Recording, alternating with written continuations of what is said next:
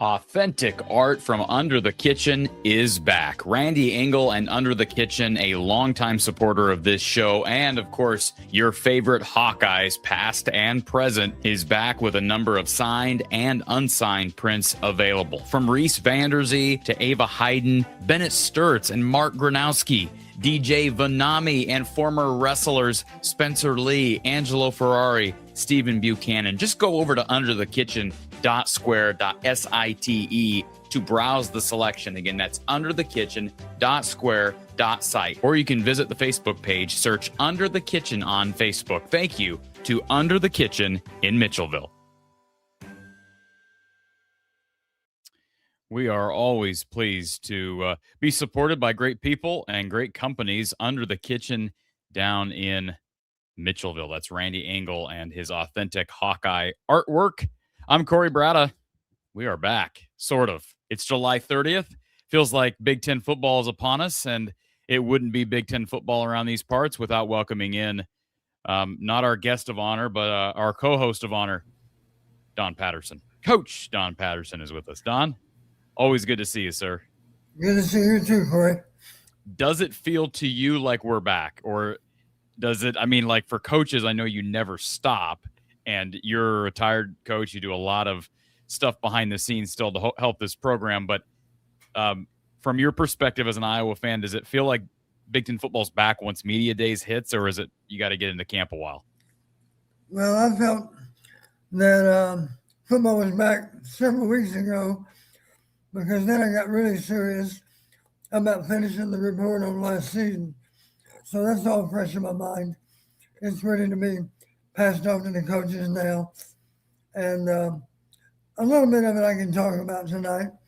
Some things, I won't talk about, of course, but other things I will. And I'll give you an example, Corey. I don't mind talking about some of the performance stats, because if somebody went to the trouble of looking at them, studying them, they come to the same conclusions I did. So we can talk about some of that. I did just for the fun. As you know, they have a preseason ranking of all 18 teams in the Big Ten. And just for fun, I looked at the schedules based on the preseason rankings. And as there always is, there's a pretty wide disparity in schedules. We can talk about it as we go along. Very wide. Way too wide. And this is an ongoing discussion we're going to continue to have until something is done about making the schedules balanced year in and year out. And it's impossible to do in as far advance as the Big Ten books these games. This is going to be a fun hour to 2 hours, folks. We're with you. We've got our phone line open. I know it's not a post-game show, but it feels like we're back here. So please engage with us. We'd love to chat with you. We've got our live chat. I threw the link to join on StreamYard in the description of this show, as well as the live chat. So to start things out, Don, let's begin by discussing, what happened this past week, or I should say the week that we're still in. It seems like several days ago because it was Tuesday, day one. Kirk Ferentz and select Iowa players met with the media in Indianapolis, which is an annual tradition. And, you're going to get coach speak from a guy who's been doing it for 27, 28 years at this program.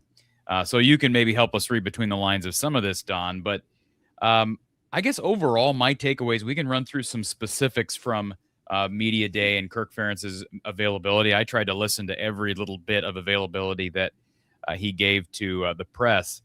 My general reaction is I think his biggest concern, in fact, he used that term. That's a quote from him. His biggest concern is Iowa's defensive line. I don't know that I would have guessed that based on what we saw in the spring. I know that was a concern in the offseason. They lost a lot of mature, older senior players. And so maybe that's him just trying to light a fire underneath some younger guys because they got a lot of really talented young bodies there, Don. Were you surprised that Kirk Ferentz labeled defensive line as his biggest concern heading into August? No, I really wasn't, simply because we lost quite a bit to graduation. Guys that not only played a lot, but also played well. So it's going to be a challenge for those that replace them to be able to perform at that same high level. We'll see if they can get it done. It's going to be a challenge for them to play as well as we played in the trenches last year. And Iowa didn't produce a ton of sacks. I'll pull up the numbers here in a second, but that was definitely a takeaway. He expects more of a rotation there than we've even seen in recent years. And ever since Kelvin Bell took over that unit, Don, Iowa seems to have tried to put out at least 6 to 7 guys that they can play in and out of there. So maybe do we see is 7, 8, or even 9 bodies? Is that possible? Is that too many to manage, Don? I think it's certainly possible. You've got 4 down positions, so a 2 deep, of course, would require 8. And just as a reminder, of course, it's warm in September, so I can see in the month of September, in particular, we're talking mid-afternoon kickoffs. A couple of the first two of the first 3 have 3 or 3:30 kicks, right? Yes. So it's going to be warm and killing, and you can bet that we're going to need a lot of players to be able to play at the same high level for all 60 minutes. On the flip side, I would say the biggest positive that I took away from this week, Don, and Kirk Ferentz's availability is the overall tenor about the offensive line is very positive. I don't know that I expected it to be negative. I have been more reserved as it relates to my expectations with this unit than a lot of the outsiders, the media, the fans, just because of the losses. You talk about the losses on defense. Let's talk about 3 players drafted that started on Iowa's offensive line last year. In your center, maybe the most important position up there in Logan Jones. You have your right tackle, Jennings Dunker, and then a stalwart at guard in Bo Stevens. And so that's a lot of loss. And yes, they bring back Cade Pieper, who got some NFL looks, as I understand it, here this past season. Trevor Lauk is on his way. But then you got to figure out who plays the other 3 positions. Kirk was quoted as saying he expects 7 to 9 people to compete for spots. Now, that's not a direct quote, but I'm paraphrasing what he said. 7 to 9 was a number that he threw out there. When you hear the head man say something like that, Don, that he expects 7 to 9 offensive linemen to compete for spots, is that a good thing or a bad thing? I took it as a good thing because he's putting a number on guys he has confidence in even before the start of training camp. Tell me I'm wrong.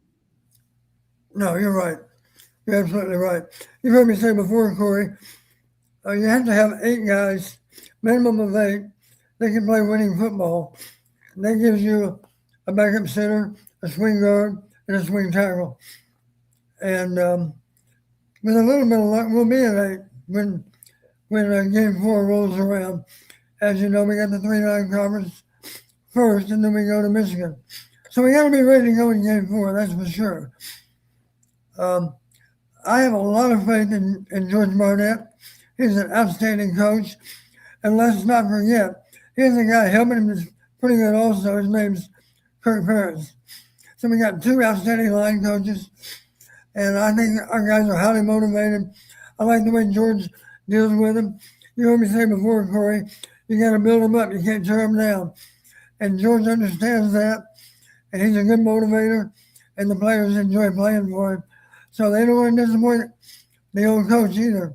And for that reason, I think we're going to be fine. We'll have our rocky moments in the early season, I'm sure. But with a little bit of luck, we'll be fine for game 4.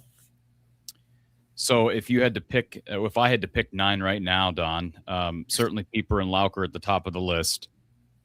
Certainly Michael Myslinski's not coming back in year 6 to sit. Okay.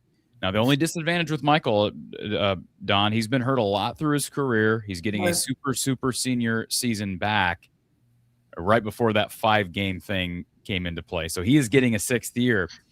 But the other thing about it is he missed the spring because, as I understand it, he really wasn't able to participate in organized team activities until the NCAA gave him their clearance on coming back. So, how much does that hurt an older guy? Maybe you can weigh in on that, Don. But I would expect him to be involved. Kirk mentioned Cale Winter by name.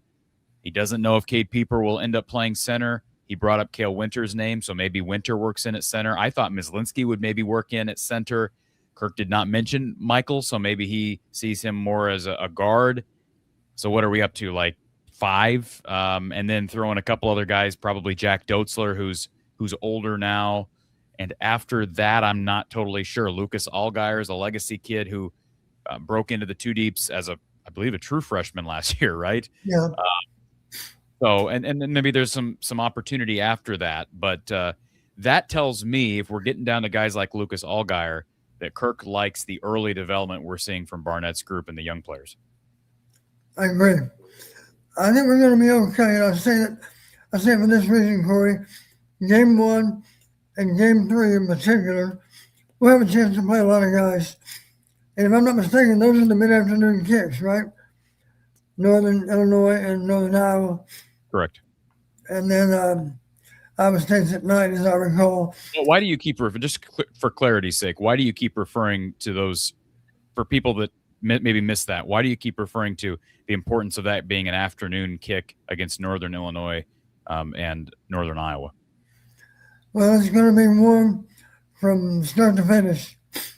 The sun's doesn't set until pretty late in the day this time of year, so it's going to be very warm on the turf if it's a normal early September day. Yeah, September. That's the key there. And Iowa State is a night game. So, but that's also the most, on paper, it's the most difficult of the 3 matchups. I still don't know if, actual opponent and setting, everything, if they are the most difficult opponent. But I still think coming out of the gates against the Northern Illinois team that was down last year, joins a better league this year, and is a better program than they showed last year. I'm nervous about that opening game, Don. And we've seen Iowa struggle in home openers. Last year was a great example with an offense that ended up being pretty good and a quarterback who ended up being pretty good. They really struggled against a bad Albany team. Other takeaways from media days here, Don. I guess we'll let's just jump right into this one. This was our good friend Elliot Clough of Hawkeye Insider and 247 Sports, who was able to grind this quote out of Kirk Ferentz. I appreciated it, Don. I'm sure you'll weigh in on it. But Big Grove's big quote of the day. You see the Big Ten shortage, Big Ten logo there, if you will, whatever word I'm looking for. Kirk Ferentz on wide receiver Tony Diaz. Bob Sanders wanted to tackle you. Marshall Yanda wanted to block you. And Tony Diaz wants to catch the ball. Now, I think there's a few possibilities on this, Don. Possibility A, Kirk Ferentz is in this thing 27, 28 years. He didn't care. He doesn't care anymore as far as what narratives the media throws out there. If they want to take this and run with it, he doesn't care. Second part of this is maybe it was just a lack of forethought on his part, because this puts pressure on somebody, right? I mean, there's already all this hype around this kid that was featured in these spring all access tapes and, was obviously, turned down Alabama in the offseason and, didn't even bother visiting the Crimson Tide. But I think the third possibility is what we all want to believe, is that he really believes in this kid.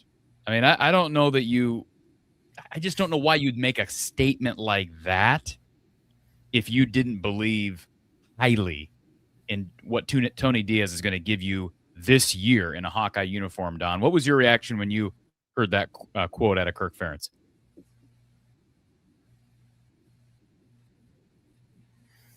Well, it doesn't surprise me too much. I say that because I'm aware, Corey, I think you are too. Sometimes you expect a coach to talk very, very highly of an incoming player. What impressed me, you had teammates this spring that were talking about Tony Diaz. Teammates at the receiver position even. Guys that he's competing with, and they spoke very, very highly of Tony. I visited with him after practice one day. I was very impressed with him. You have to realize he's hungry. He's hungry because he started off at a school called what? The University of Texas at Rio Grande Valley. That's not to be confused with the one in Austin. That's not the Longhorns.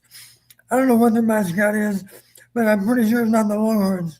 Or frankly, to be confused with A&M, Texas Tech, even UTSA, which is a much better program. I mean, you can go down there. There's probably, a dozen Texas schools that are better than Texas. I mean, Incarnate Word is a better Texas program. You're right. But obviously, Tony took good advantage. We actually discussed it. I mentioned it this way. I said, Tony, I'm guessing when you were a senior in high school, you aspired maybe to play in Austin for the Longhorns, or maybe in College Station for the Aggies. And one way or another, they determined you weren't ready for all that. So you made the most of a bad situation. You went to Rio Grande Valley, and you gave yourself a great name while you were there. This past year, you had, close to 1,000 yards receiving, I believe. And I said, I'm so glad that you picked Iowa, and I'll tell you why. You aspired coming out of high school to play on the biggest of all stages. And both Texas and Texas A&M have a huge stage. But here's the good news for Tony. The Big Ten has a huge stage also. And the one right here in Iowa City is as big as any of them. We don't have 100,000 seats, but our 70,000 make as much noise as 100,000. So, and as you know, we've been written up as one of the toughest places to play. I saw something recently, one expert listed as one of the top 10 teams in terms of home field advantage. So that's what Tony deserves to play in front of, is a very supportive crowd, and I know we're going to give him that. Yeah, it's just an intriguing quote, and it doesn't seem like Kirk Ferentz to. I mean, you are putting a target on a guy's back, aren't you, Don? I mean, I'll just be honest, I don't love the quote. I mean, I just don't. For me, I don't feel like anything good comes from saying it. I'm not ripping Kirk Ferentz for saying it, but if he believes it, he believes it, and it may just transpire, and it's just like, well, he knew what was going to happen. But I just don't know, for a position group that has struggled here in recent years as much as wide receiver has, not under Tim Lester, right? We're still in the swan song, or the opposite of swan song. We're still in the early baby years of Lester's offense, so to speak. But I just, that's really putting a target on this kid. And injuries happen, and I don't know. I don't love hearing that sort of a quote. He was held out of the spring game for a minor issue. Right. That was, as I understand it, Don, he could have played. If it was a game, he would have probably played, but it wasn't. And so fans have not seen him yet. They just hear these things, and they hear interviews, and they hear comments. And I was really big on Evan James. He's another one. But I think they got a couple of some speedsters there who are not real big, Don, but you've been the first to say it on this platform. It doesn't always matter how big you are, but if you have speed and the ability to catch a ball, and that's what Kirk Ferentz was saying about, for his full context with this quote, Don, this is what Kirk said on Tony Diaz, because he was asked by Elliot Clough about the hype train surrounding Tony Diaz. And Kirk actually started his comments by saying, hype trains scare me. So that's why this quote does not fit in with that earlier comment. But he said, hype trains scare me. And then speaking on Diaz, he said he's a really intriguing guy. The most endearing thing I can say about a receiver is they want to catch the ball. Sounds pretty stupid, right? But then he went on to say, Bob Sanders wanted to tackle you, Marshall Yanda wanted to block you, and Tony Diaz wants to catch the ball. That's not going to sound like that's not going to be a great quote 2 years down the road, Don, if this doesn't work out. That's all I'm saying. Right about that. So here's another thing I can say about Tony. I can say the same thing about Reese Vanderzee. The really good receivers are really good at those footballs that are identified as 50-50.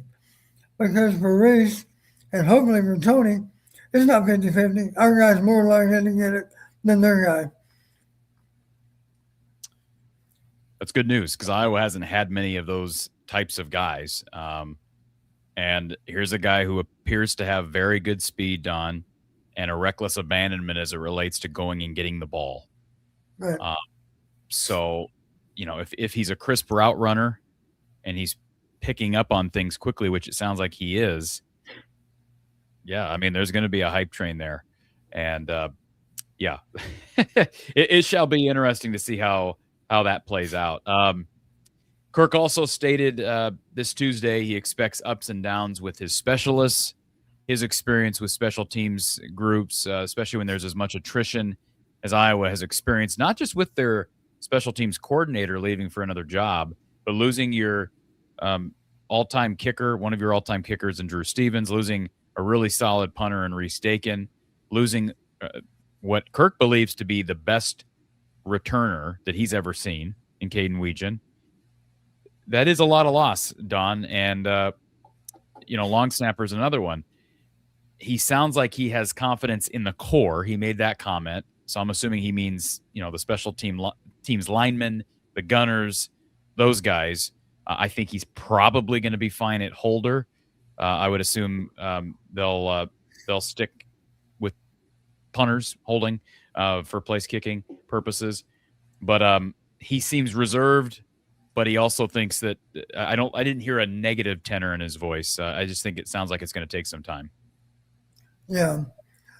I do think one of the things I noticed when I was looking back through the season, one of the things we've never been very good at, as you recall, Corey's explosive plays, generating explosive plays.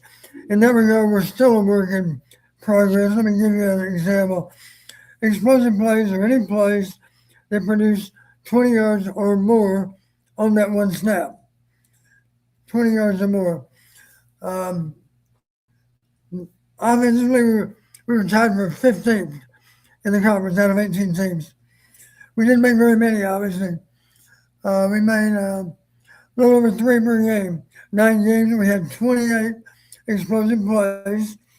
To give you an idea, Oregon was number 1 in the conference, had 6.33 explosive plays, had twice as many on a game-by-game basis as we did.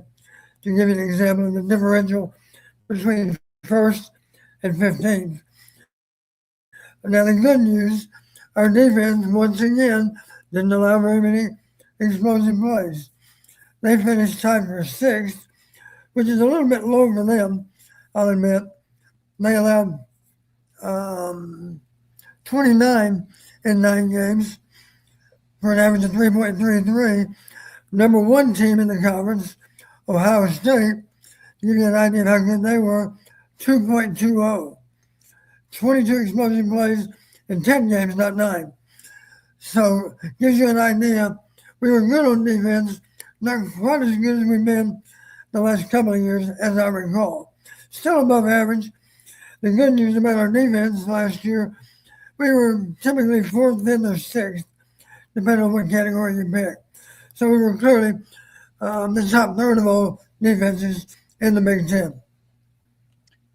And the way I've described it, Don, eye test wise, and I think the stats would validate this, they weren't as opportunistic on turnovers last year as they have been in recent time under Phil Parker. And I could be wrong on this, Don, but is that some of that just like the individuals you have? Like there are guys who are just solid defenders, but maybe just aren't considered quote unquote ball hawks or have a knack for being where the ball was or is.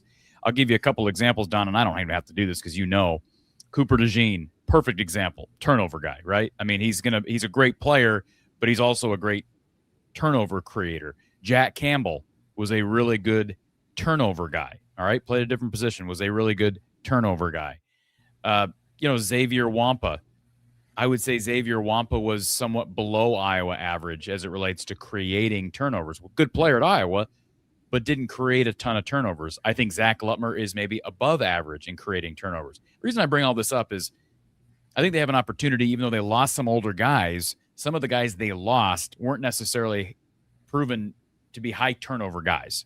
So like Xavier Wampa, don't know that he was a real high turnover guy. Your guy, TJ Hall, ended up getting drafted by the Saints. Wish him all the best in the league. But he wasn't a real prolific turnover guy as a corner at Iowa. I'll give him credit when you don't have the ball thrown your way.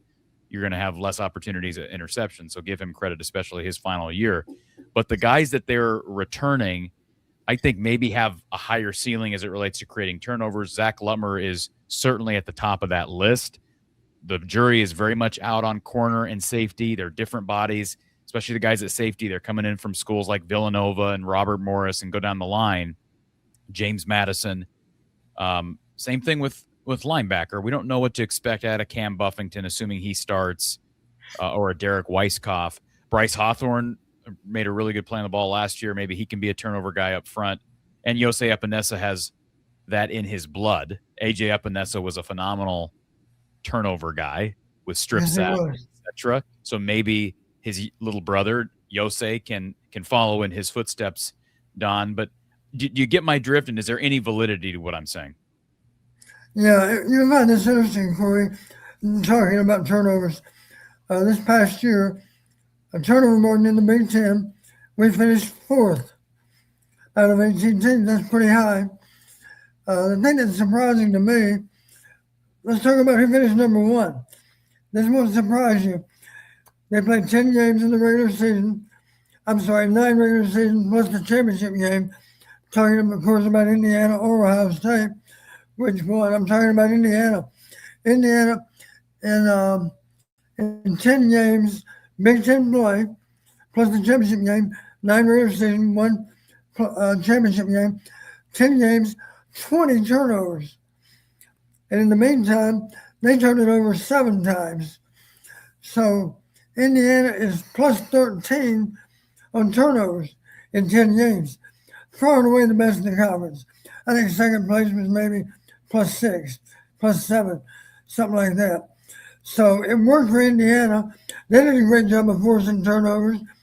Even Indiana only produced 2 turnovers per game on defense.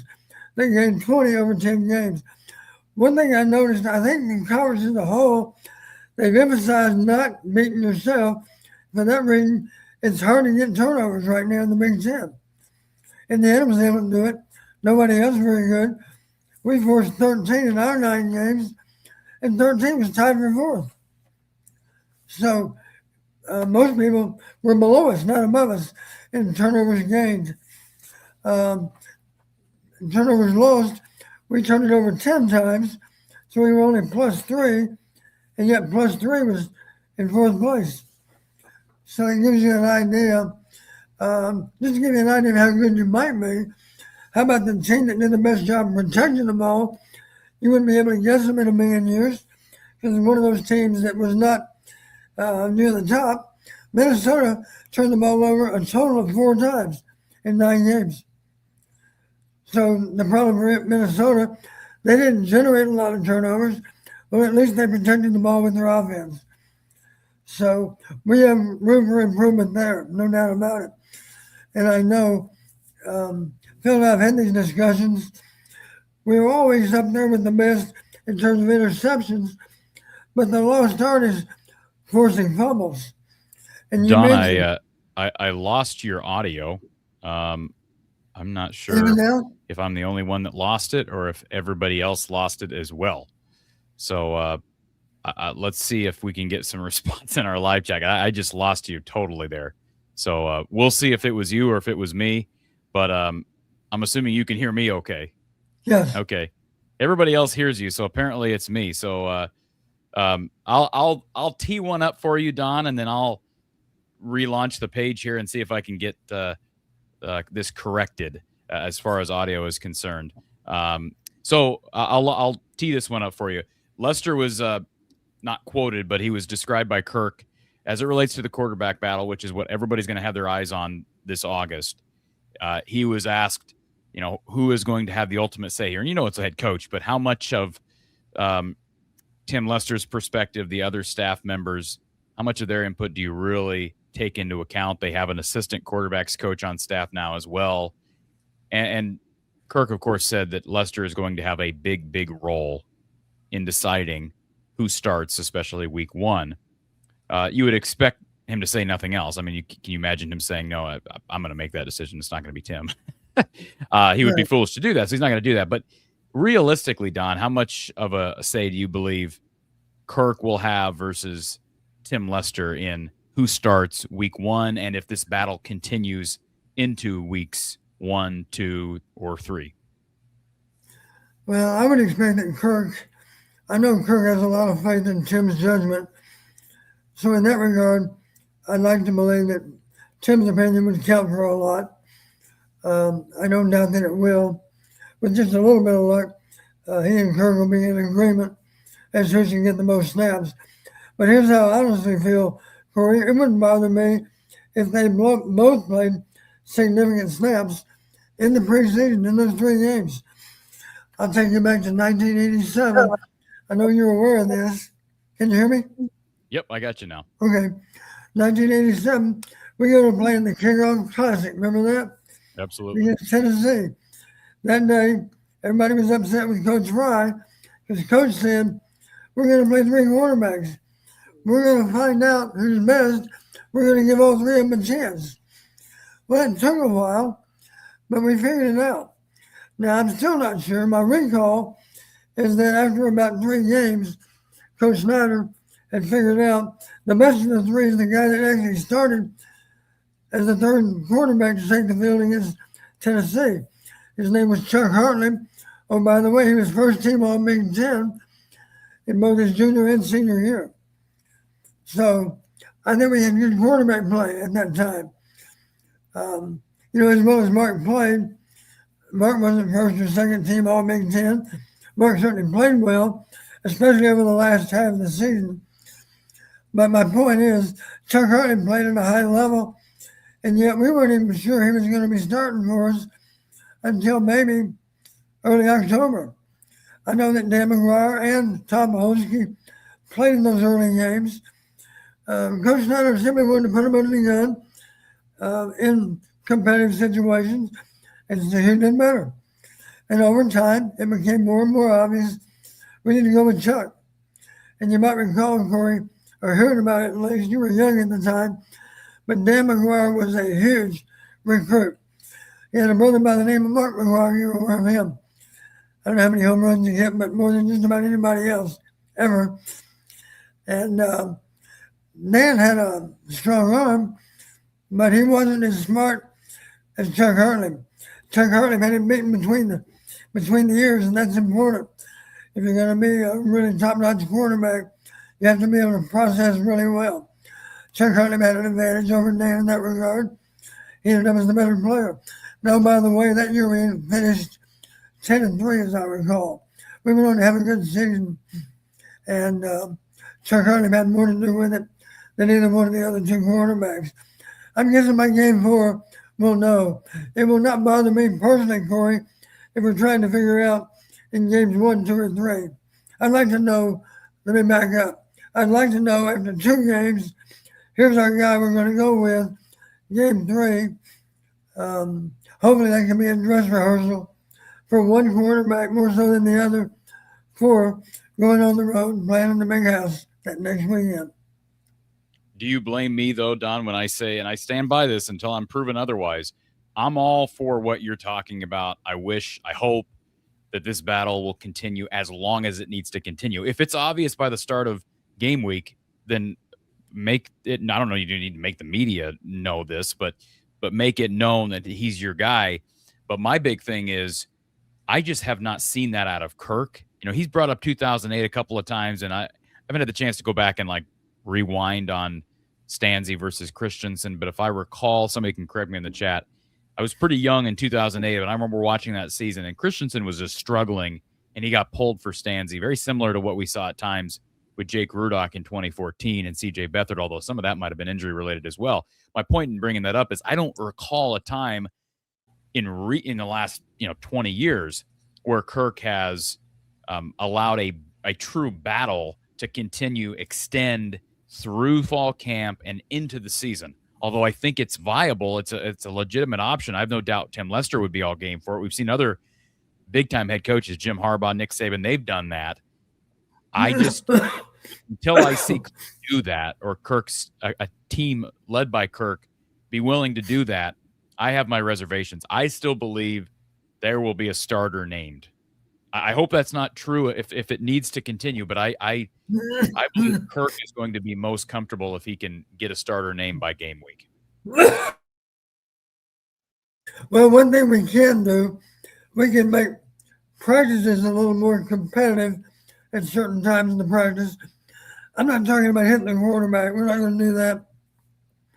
But I am talking about maybe a 7-on-7 where both sides realize this is a live drill, except for the quarterback.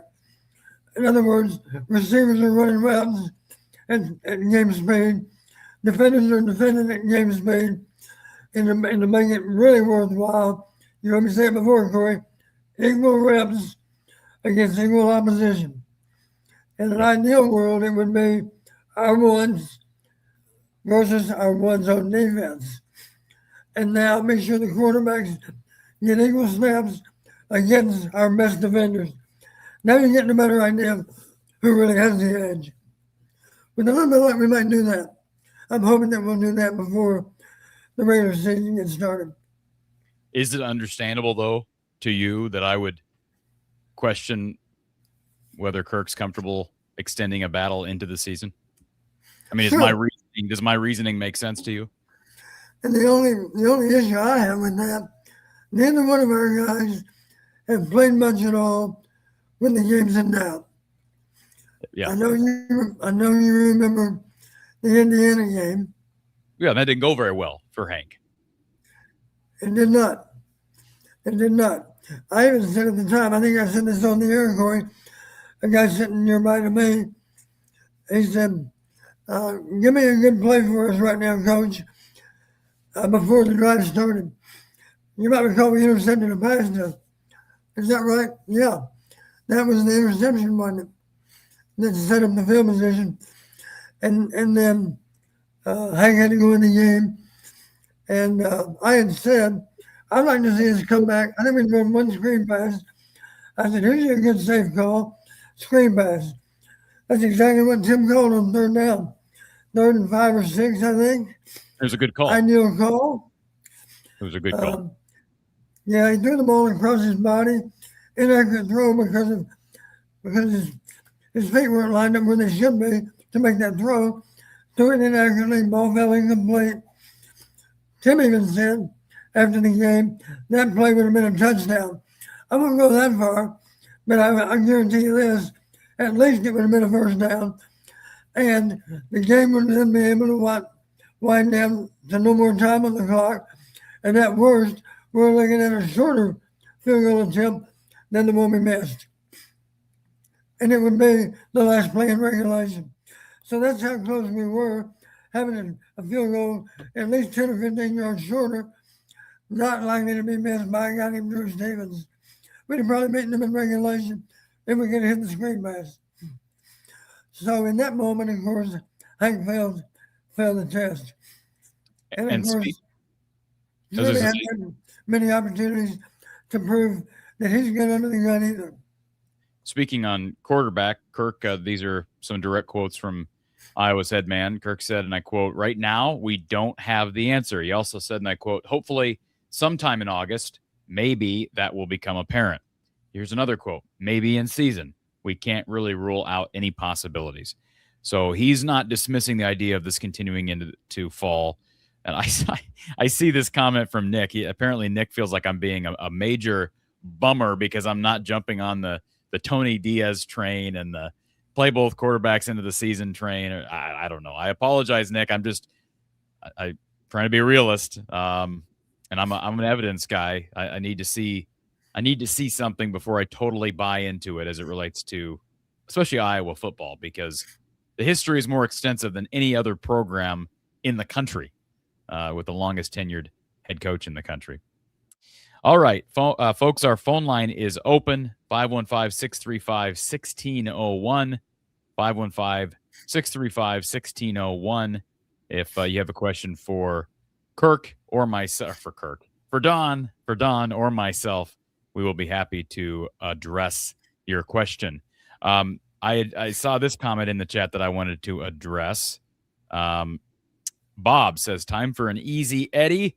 Sit back and enjoy the show." Absolutely, Bob. Thank you for being a premium member and for supporting our sponsor. But right above Don's head, you see Big Grove's got their new Tiger Hawk beer, and it is the beer of choice for the Hawkeyes. Folks, if you've not heard yet about this Tiger Hawk beer, check it out at the official watch party headquarters of the Hawkeyes.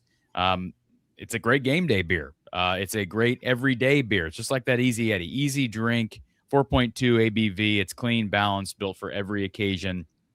And from summer tailgates to basketball winter watch parties, you've got an iconic brand with a great taste. Every sip makes an impact. A portion of the proceeds from every Tiger Hawk beer that's sold goes directly to Iowa athletics. So when you choose Tiger Hawk, you're not just grabbing a beer, you're supporting the teams you love. Grab Tiger Hawk, the Iowa beer from Big Grove Brewery. Enjoy responsibly. All right, let's continue. First of all, Hood and Bismarck's wet powder bags. Okay.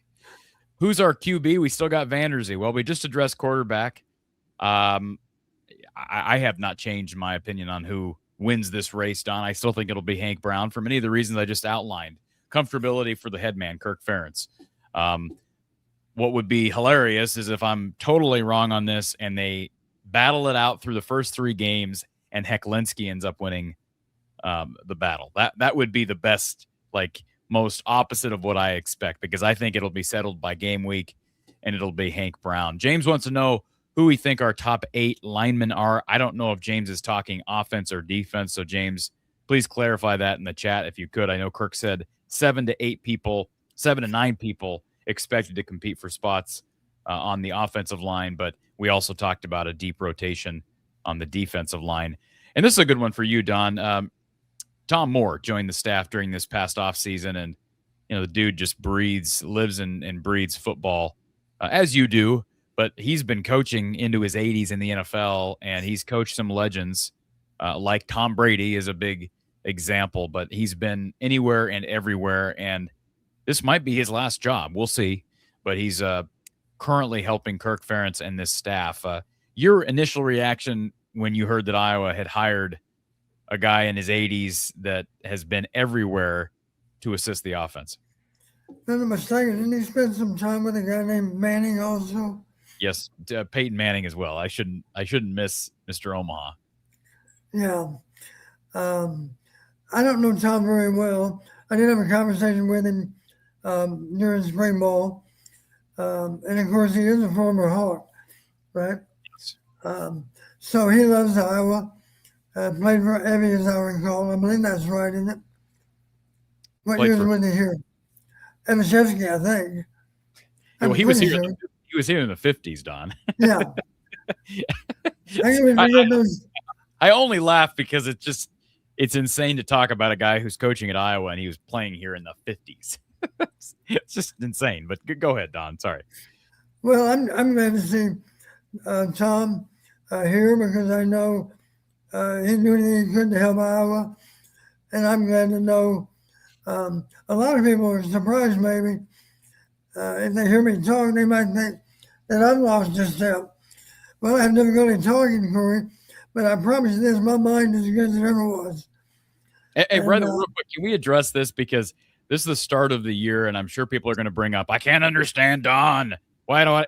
Can you explain? Just, you don't have to, but this, I know you're comfortable doing it, and we'll just address it one time when we can move on from it and get back to Tom Moore. But tell people why you sometimes have to angle your face down, and sometimes you have a hard time sure. speaking and being clear. Again, this is, folks, this is, nobody here deserves to hear this, but Don is a gracious man. He's going to explain it. Go ahead, Don. Well, and we might have to bring it up maybe the rest of the season. Back in the summer of '08, Corey, as you know, I was diagnosed with 4-stage tonsillar cancer. I was naive. I said, how many stages are there? And the doctor said, Coach, there's only 4. We have to put you to treatment immediately, otherwise you're not going to make it. So that's what happened in the summer of '08. And it's a brutal treatment. It's all the radiation that the federal law allows, 35 different radiation treatments. They're hoping for 7 chemo treatments. I think I had 5 or 6. I was asking, where's my 7th? And they said, Coach, we're not going to kill you. If we give you 7, you might not make it. So I think you've had enough chemo. So the bottom line, Corey, there's a lot of damage that's done to your throat because of the radiation, a lot of scar tissue. So long story short, I have issues being able to swallow effectively and efficiently. And it ends up affecting my speech some too. So all I ask of our listeners is please bear with me. And Corey, here's a pretty good guideline, I think. If you have trouble understanding what I'm saying, then you can bet the listeners do too. So I will never be offended, Corey, if you simply say, Coach, repeat that again. I want to be sure we heard you right. I'd be happy to do it. I won't be offended. But the bottom line, I'm just glad to be alive, lucky to be alive. And the hospital saved my life. And I'll continue to enunciate as well as I can. And I'll ask for the listeners to be patient. I'll try to make it worth their time and then just try hard to understand what I'm saying. You had a feeding tube for about a year. I remember you telling me about that Big Mac that you had as soon as tell me about the Big Mac that you had as soon as the feeding tube was removed. Yeah, the tube came out. The first solid food. We went to McDonald's, ordered a Big Mac. That was the best Big Mac I've ever had in my life.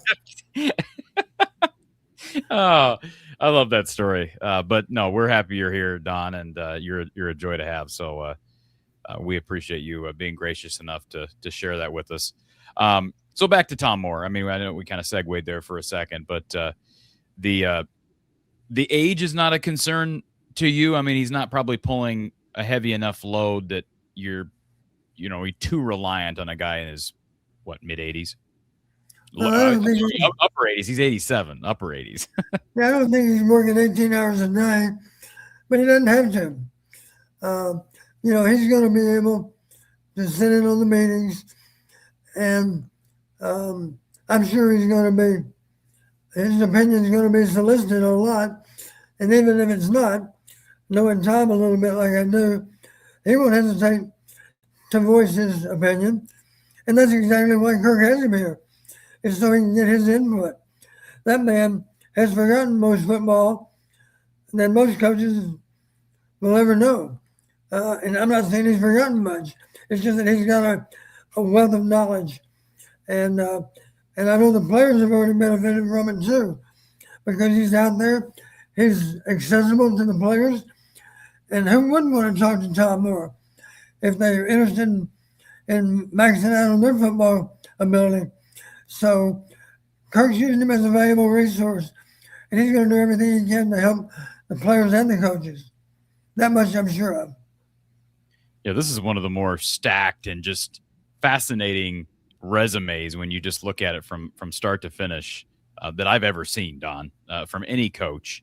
I mean, born in 1938, and here's this is just a quick search on Wikipedia to give you a rundown. He was a GA at Iowa after he played at late 50s at Iowa.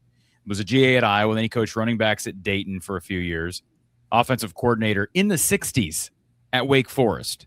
He was coordinating an offense in the 60s at a high major program. Running backs coach at Georgia Tech, running backs coach at Minnesota, offensive coordinator with the New York Stars. Don, what are the New York Stars? Well, WFL was in existence a long time ago. It's a little bit like our spring football, professional spring football now. Okay. So New York Stars, and then I'm going to get rid of this little banner just for a minute so we can get our full screen here. Minnesota, that's the Vikings, the Steelers. Well, actually, I don't know what this is. What is this? What is Minnesota? I'm assuming that's back to Minnesota, the Gophers. He was a Gophers offensive coordinator from 75 to 76. I think you're right. Coaching running back, so he had a brief hiatus there.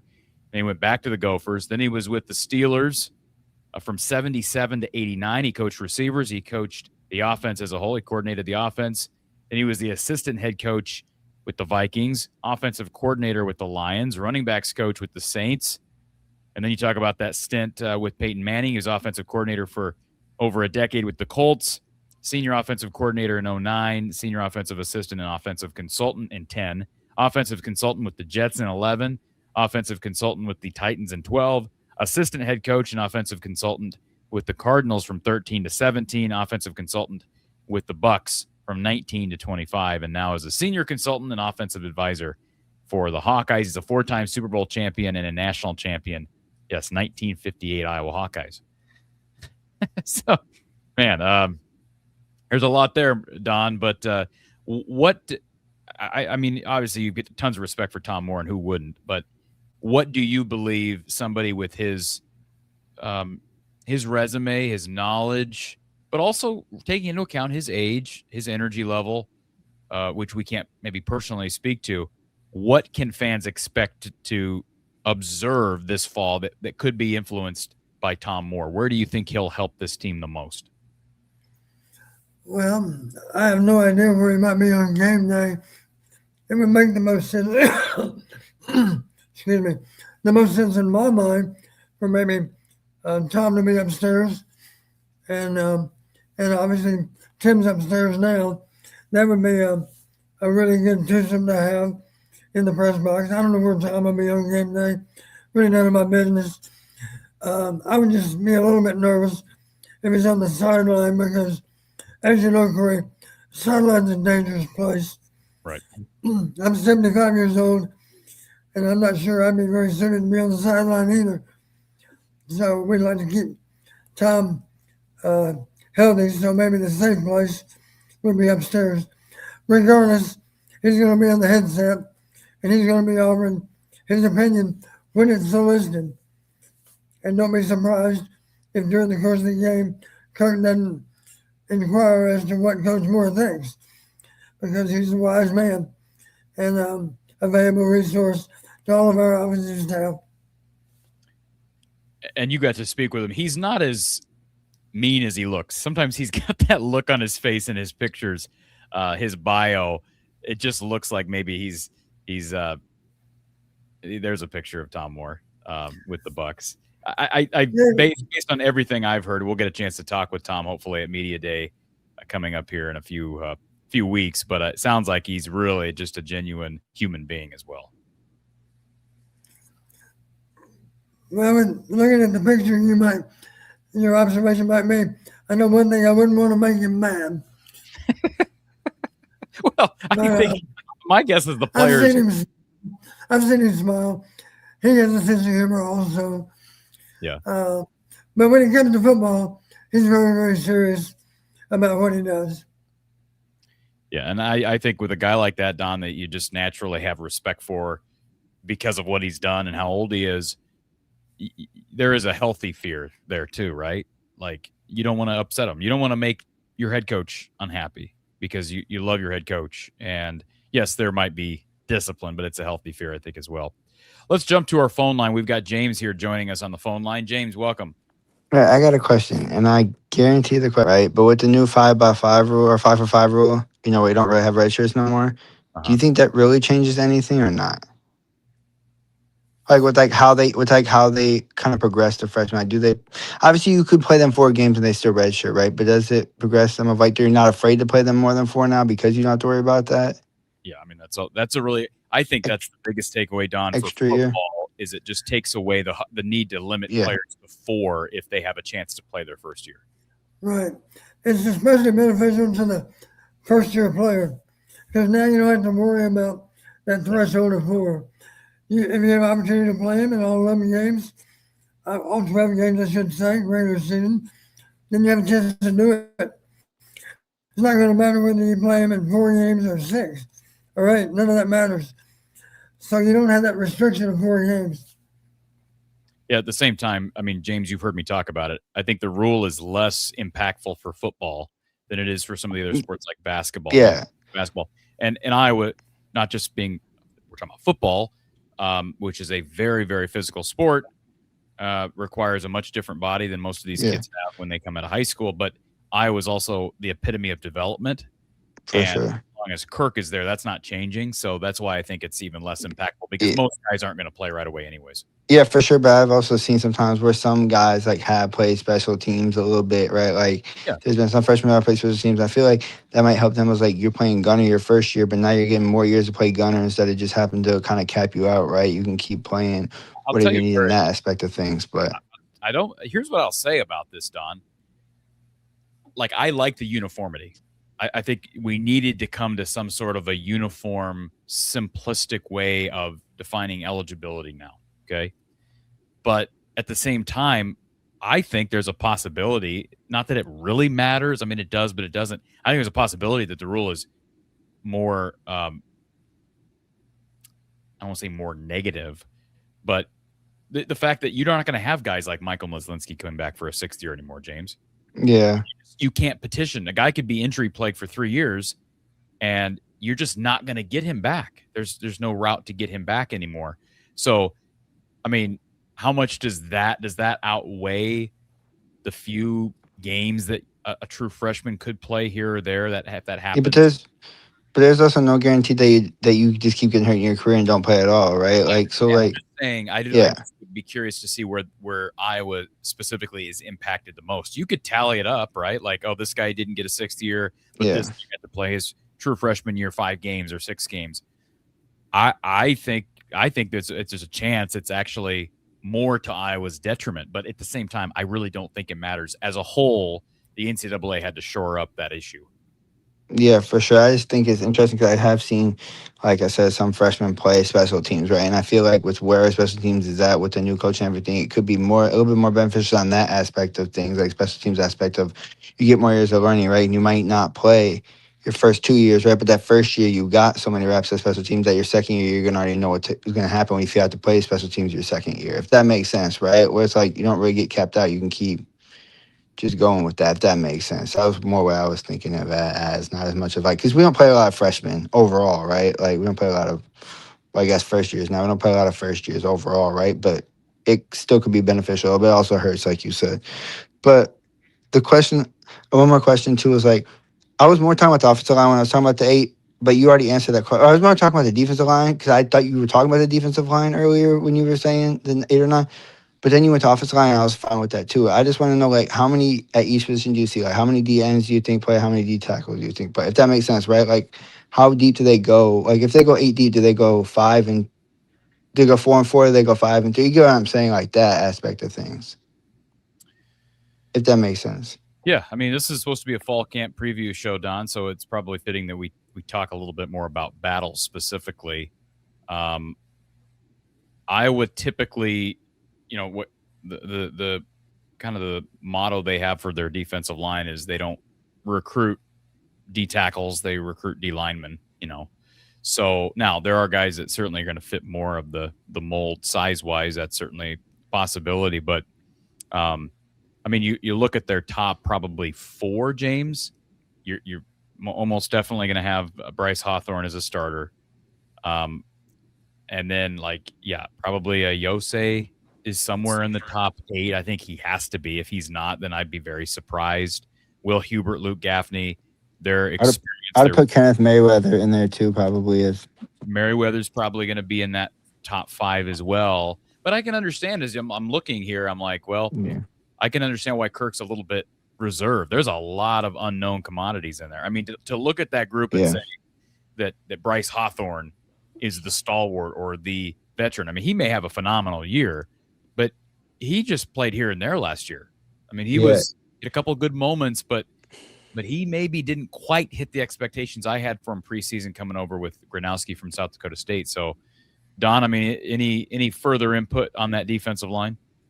Well, I believe I heard a comment by Kirk one of these last few days in Chicago. He made this comment. I heard him mention the number 500. You might not have heard that, but at some point he made a comment. I'm not sure how many knee linemen, are going to end up with more than 500 snaps. So that suggests to me a lot of guys, maybe the starter has 40 snaps, the backup has 30. Something along those lines. It's not going to be easy for anybody to log more than 500 snaps in a 12-game season. And that just simply suggests if they're a little bit tired, we're not going to hesitate to put the backup in. And for that matter, maybe putting the backup on 3rd and long as a designated pass rusher. He's not as appropriate to be out there on 1st and 2nd down, but 3rd and long, let's put him in. He's fresh. And offensive tackle's tired, we have a mismatch in our favor. I think you're going to see some of that in the fall, no doubt about it. I think the biggest disappointment, if I'm talking about last year, James, is that we didn't see somebody in the younger group break through and establish themselves. Like Brian Allen Jr. transferred, I think it was a surprise to a lot of people. So that hurt. But we haven't seen Chima Chineke break through. We haven't seen Joseph Anderson, Drew Campbell. They've been in the program now 3 years. Joseph Anderson. So they had to go out and get Olag Baju and Stevenson and Kamari Brown. They just a lot of unknowns there. A lot of bodies, but a lot of unknowns. And until we see someone produce, Maddox Borcherding Johnson's another one. He's in year 4. It's hard for me to view that group as a strength.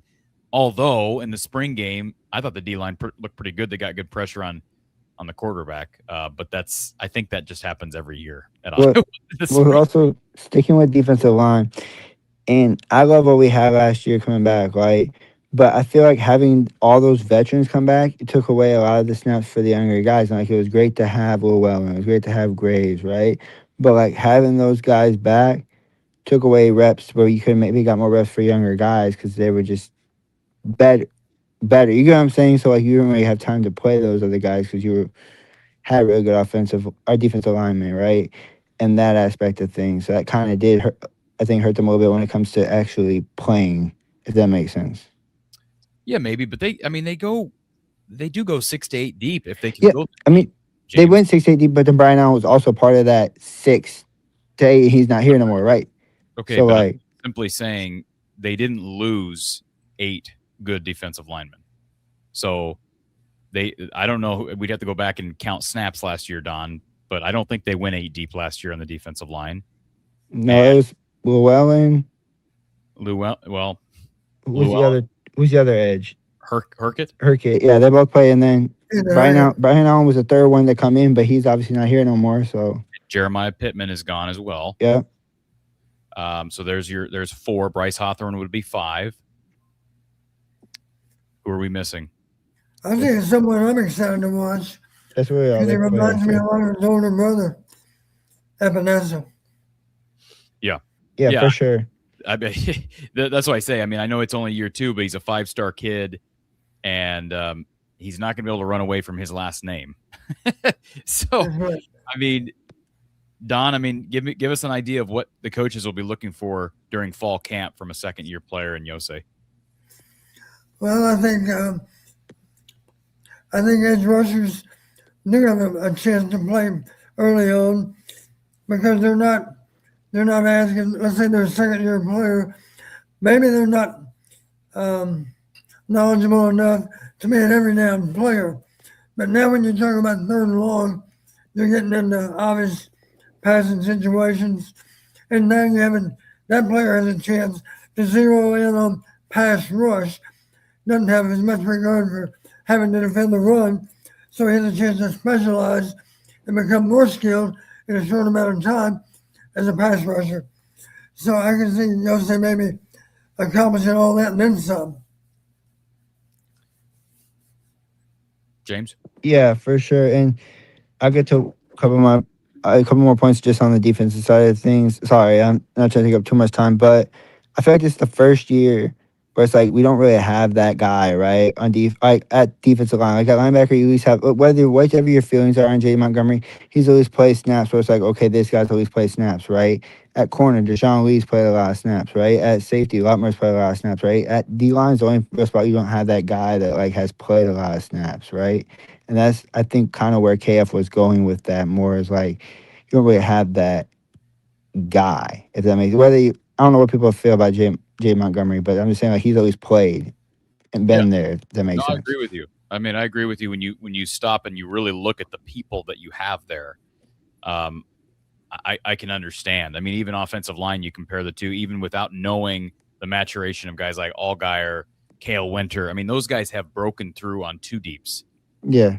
So these guys that we're talking about on the defensive line, we haven't even seen them on 2 deeps. Like Kenneth Merriweather, we've seen Hawthorne, we've seen. But I mean, like all the guys I just mentioned, I hate to keep throwing people under the bus, but Borcherding, Johnson, Campbell, Kennedy,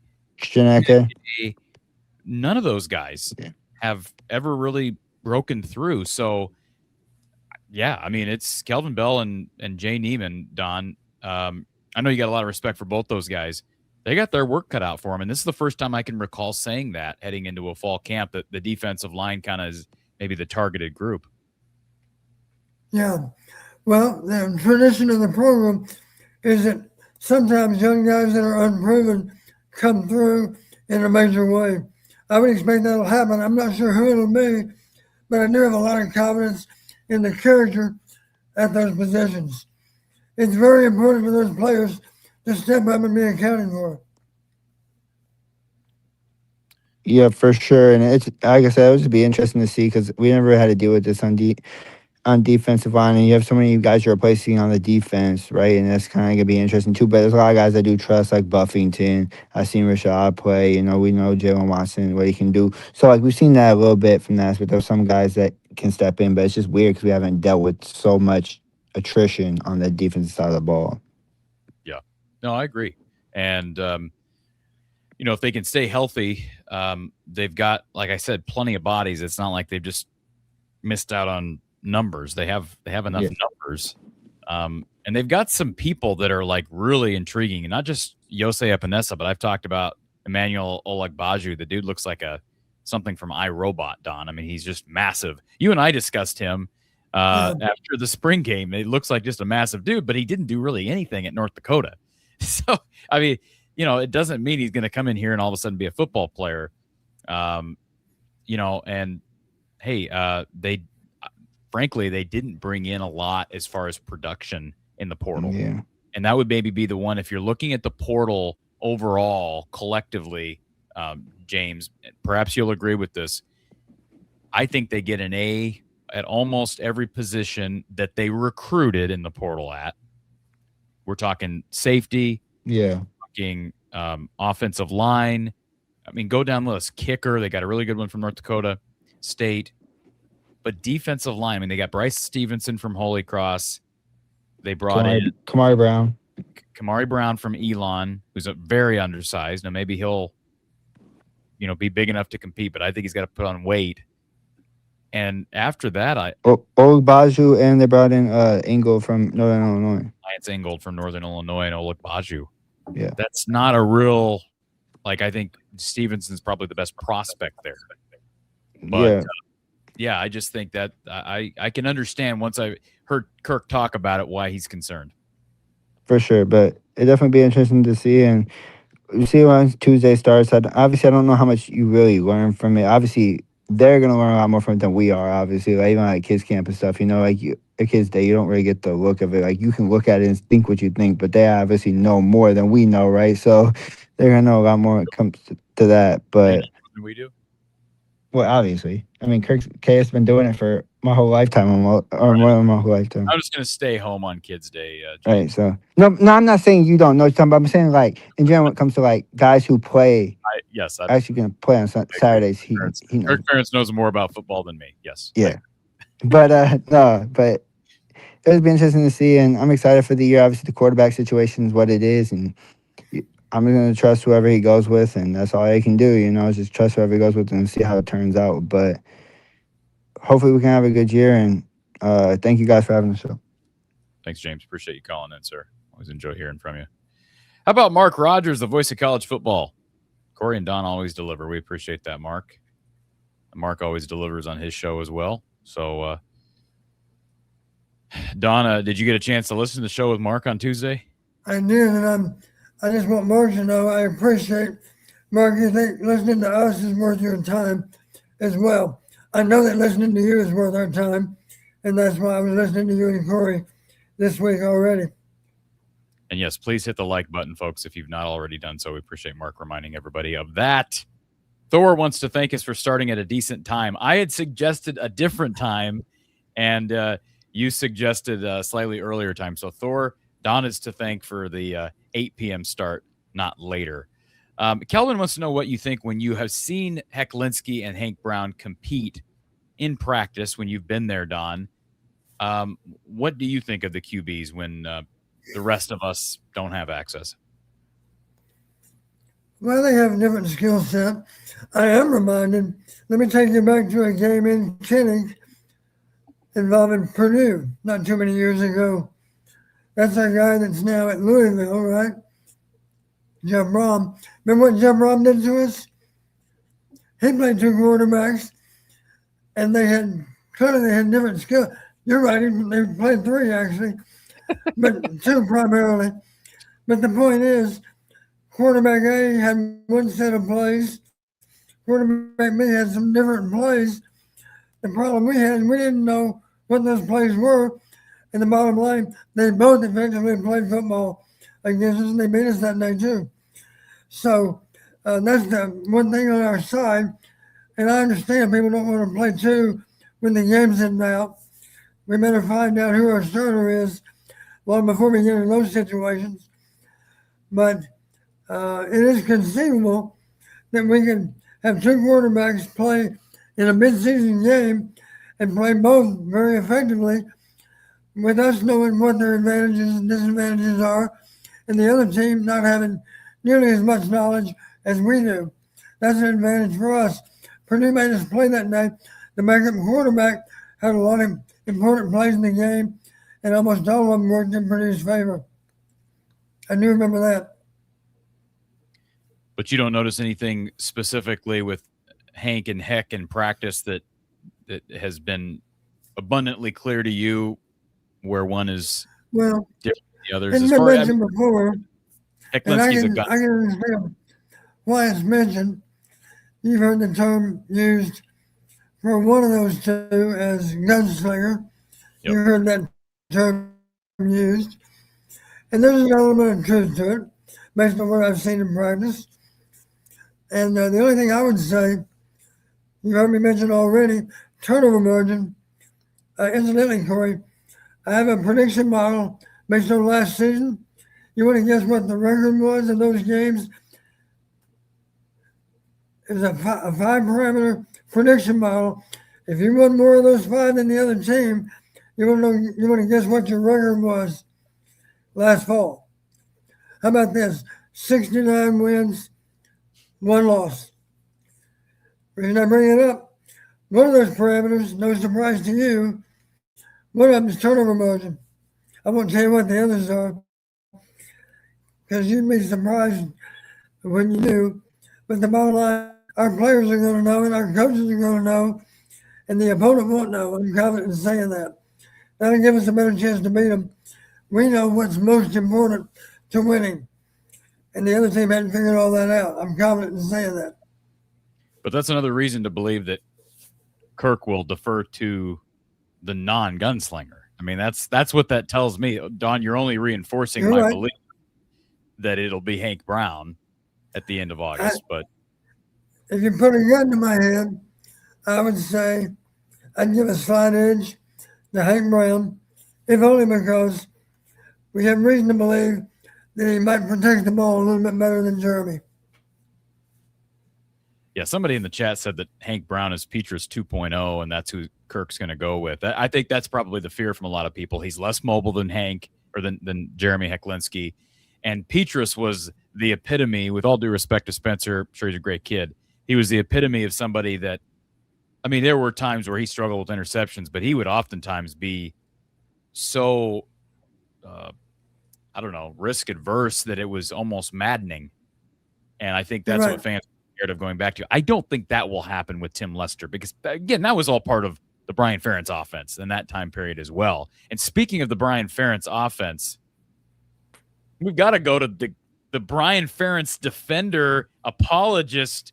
What's Brian doing right now? Is he who's he even coaching for? Is he with Fresno? Where did he go? Maryland? No, he's not Maryland. He's Fresno, isn't he, Corey? Yeah, but he's busy blocking phone calls from Nebraska. Nebraska's pestering him, begging him to come run their offensive line, and he's not going to do it. And all the podcasters for Nebraska talk about it, but they're not getting Brian Ferentz. Do they really talk about that, Corey? Do they actually talk about that legitimately? Oh yeah, they talked about it. They said, you know what we need to do? We just need to go out and get Brian Ferentz, bring him in here, and have him run our offensive line. And then the other guy jumped in. He says, yeah, the only thing about that is, you know, the embarrassment we would face if he turned us down. And the other guys, there's three of them. They're the guys that go live at the bar, and they're at a bar. It's a loud environment. And it was after a loss, and they were really depressed, and they tried to cheer themselves up with a potential hopeful way to gain some success against Iowa by maybe getting, into that, tapping that artery of excellence in the offensive line and pulling Ferentz in, and then they quickly shot it down. No, he would just reject us. So, hey, couple things. I don't want to get distracted. First thing I want to say is don't forget, Jose Epinesa is 1 for 1 on quarterback sacks. I think he played one play and he's got 1 quarterback sack? That was the bowl game. Well, if he can continue at that ratio, he's going to be a pretty good defensive lineman, I would say, Corey. Yeah, I mean, he's not a sleeper, but he's my sleeper. I mean, I have got some huge expectations. He may not play lots of downs, but I think when he gets in there, I think he's going to disrupt. I don't think he's a vanilla defensive lineman. I think he's a disruptor, and I'm excited about him. But Don, if we had the Big Mac sack attack still going, what defensive lineman would you predict this year would be the leader in Big Mac sack attacks?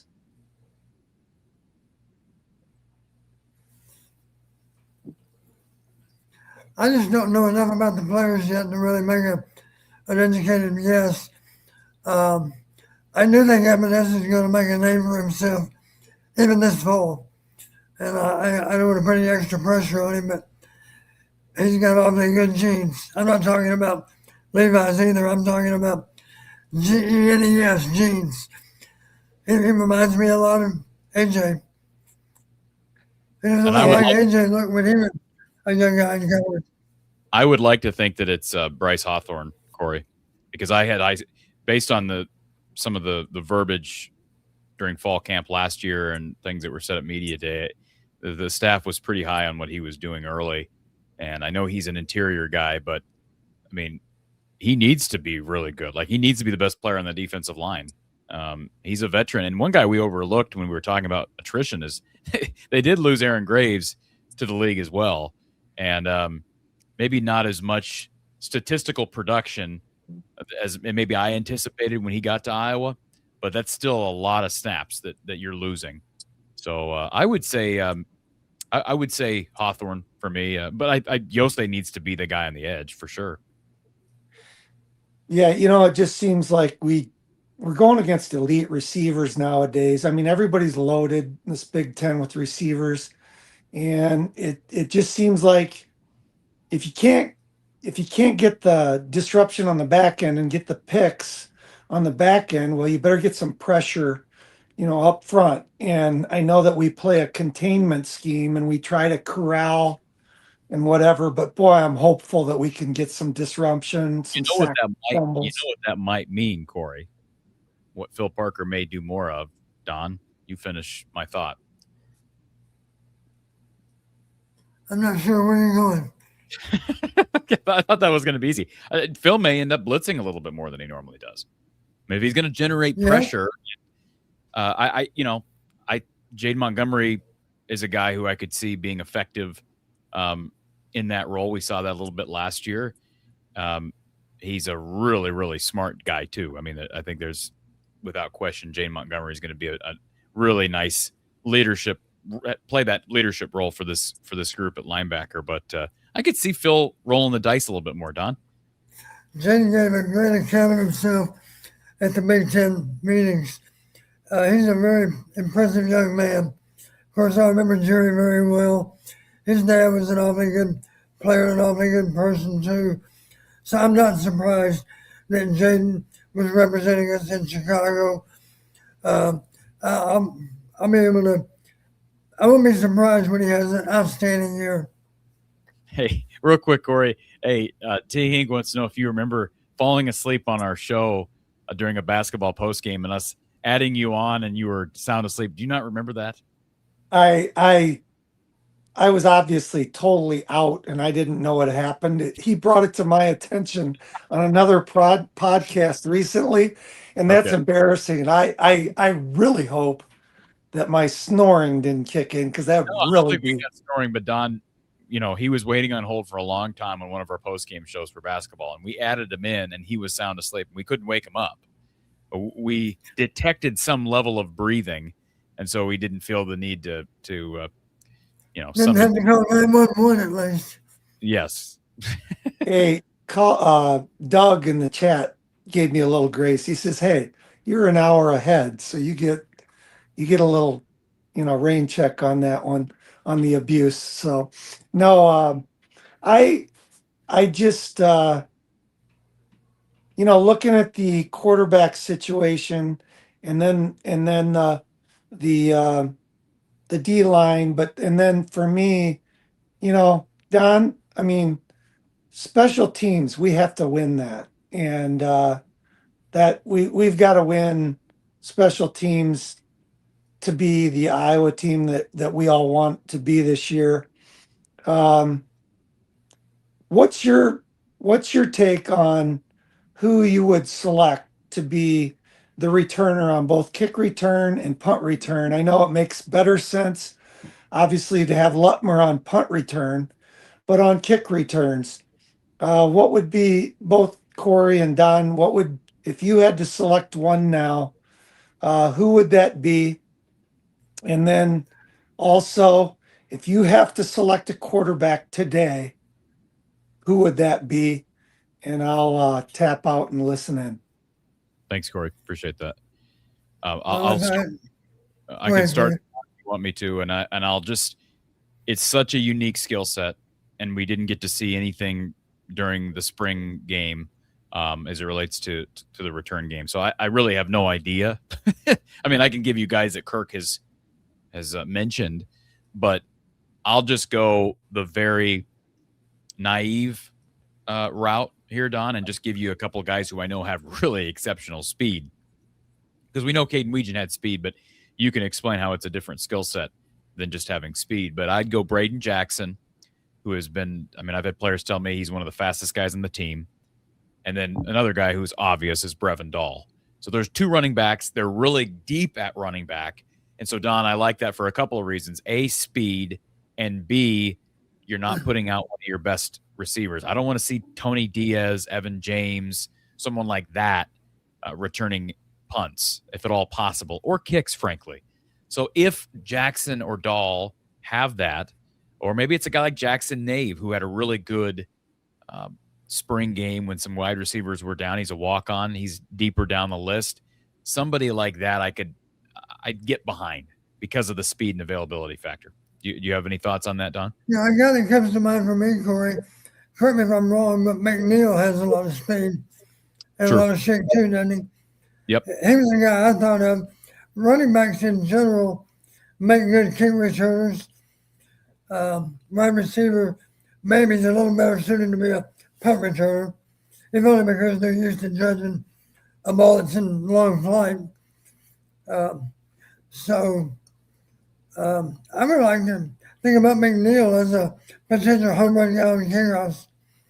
And it may end up being Lutmer. I just, he's so important to the defense. And I don't know. We say that every year, and it's like Cooper DeJean was returning punts and kicks, and nobody's going to regret doing that. So I don't think the staff should really, if they think he's far and away the best return guy, you got to play him there, right, Don? I mean, you don't, especially if he's got a chance to be an electric guy, they need to have that advantage on special teams. Absolutely. So, and then a couple other guys that have been. Yeah, one of the things I did, Corey, one day. Go ahead. I was just going to say, Don, real quick, a couple other guys that have been named. KJ Parker is somebody who's been thrown out in the mix as far as someone who might be able to mix into the return game. And there's some other people that have been thrown out there, but until they really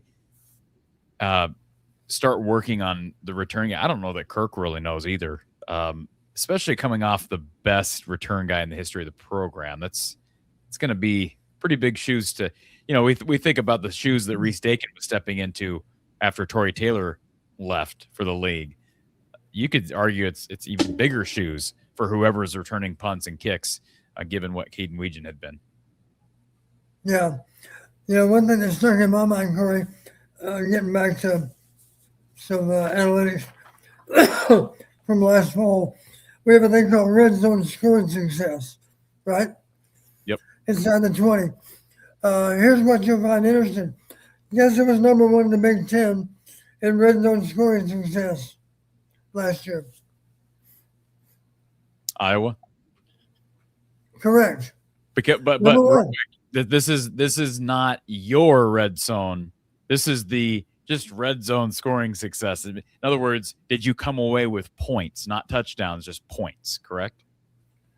Yeah. Let me explain. I do it differently than the NCAA does. They just simply figure a percentage. You're in the red zone, did you score or not? Well, that's kind of stupid because some scores are 6, some are 3. So I simply figure it based on points per opportunity, and I assign equal weight to every game so that you can't fatten your stats up by having 6 against a bad team, 6 touchdowns, I'm saying. That's only one game. So you average 6.0 in that one game. Next game, you might only have 1 red zone opportunity. Well, if you fail at it, you get 0. And if you kick a field goal, you only get 3. It's not that you're successful. Maybe 3 didn't get you what you needed.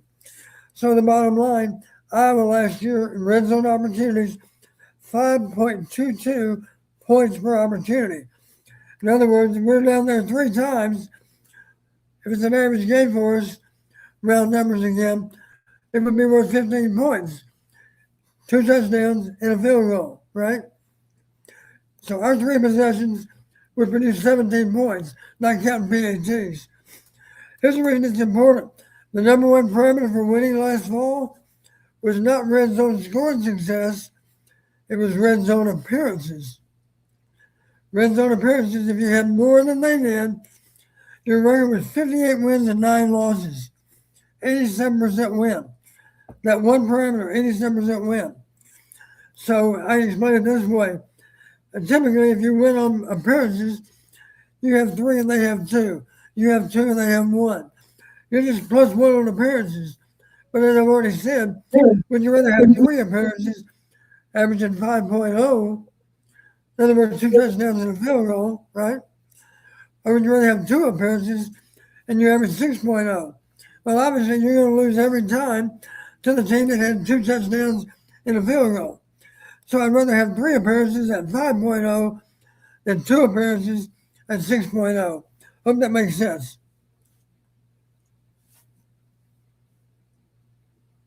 I got your back, Don. Okay. So go ahead. I didn't mean to cut your thought. Here's the bad news, Corey. Let me finish relating to this. Number 1 in red zone scoring success. The bad news. What about red zone appearances? How we do there? Not well.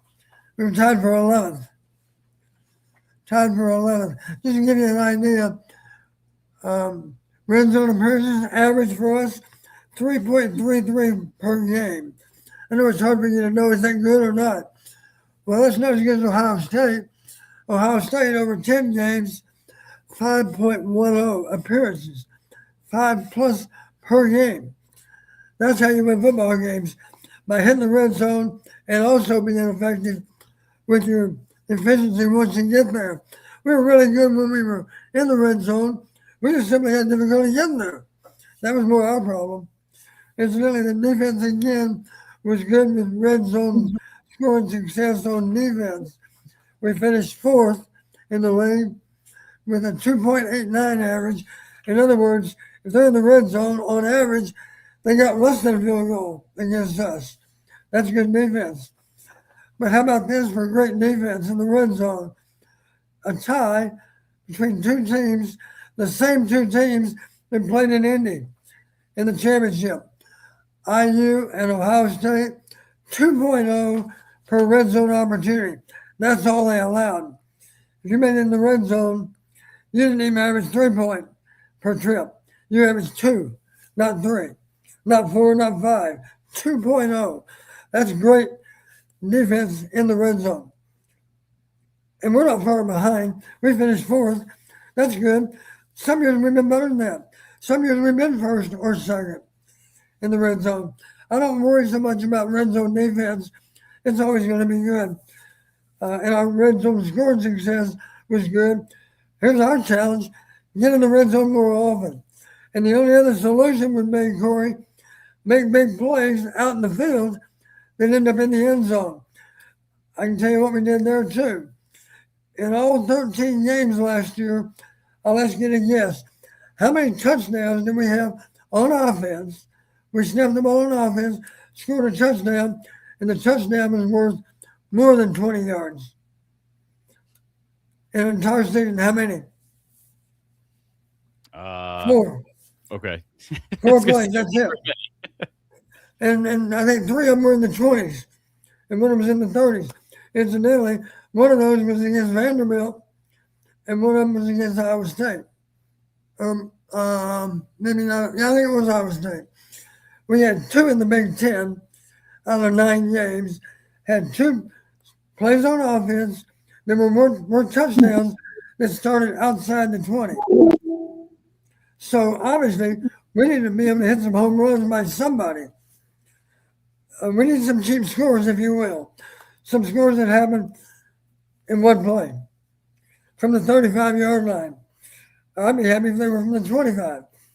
But I'd like to think we can end up in the end zone having snapped the ball on offense out in the field. Somebody needs to do that for us.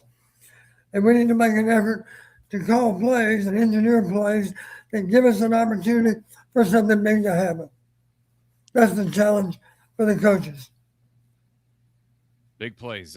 Something Tim Lester on offense really is putting an emphasis, has put an emphasis on. And I think that's part of the reason why they went big at receiver with Evan James and with Tony Diaz in the portal. Folks, we've got a phone call here we're going to take and hit the last couple of topics on our show as we count down the days to fall camp. Less than a week away, fall camp starts next Wednesday in Iowa City. And, of course, Iowa Media Day. We'll have coverage there as well. We'll be back after a quick word from our sponsor. You're watching Hawkeye Hangout with Coach Don Patterson. Floor covering, we believe great floors start with great service. Whether you're looking for a plush carpet, durable LVP, timeless hardwood, stylish laminate, or beautiful tile, including custom tile showers, we'll help you find the perfect fit. No pressure, no pushy sales tactics, just honest guidance from a team that listens. DIY Weekend Warrior, we've got the products and advice to set you up for success.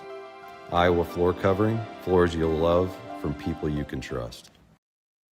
Remember the games, music, and memories that defined your childhood? The Retro Rabbit Hole is bringing that nostalgia back to Southeast Iowa. With retro and modern gaming, vinyl, books, collectibles, tournaments, and events for every generation. It's more than just a store. It's a place to reconnect with the things that you love. Buy, sell, or trade retro gaming, media, and fun collections. The Retro Rabbit Hole is now open on Main Street in Mount Pleasant. Powering along here during hour 2 of our special with Coach Don Patterson as we recap Big Ten Media Days and preview the start of fall camp, which begins here this next Wednesday. We've got a caller on our line. Thank you for calling Hawkeye Hangout here from the Hawkeye of the Storm. Who's on the line? Good evening, gentlemen. This is John. Hey, John. I was curious. Are the special teams going to suffer without LeVar Woods as the coach? I think it's hard to think that it won't to some extent. I mean, Kirk was very complimentary of Chris Polizzi. We talked about his time as a coordinator down at Tulsa.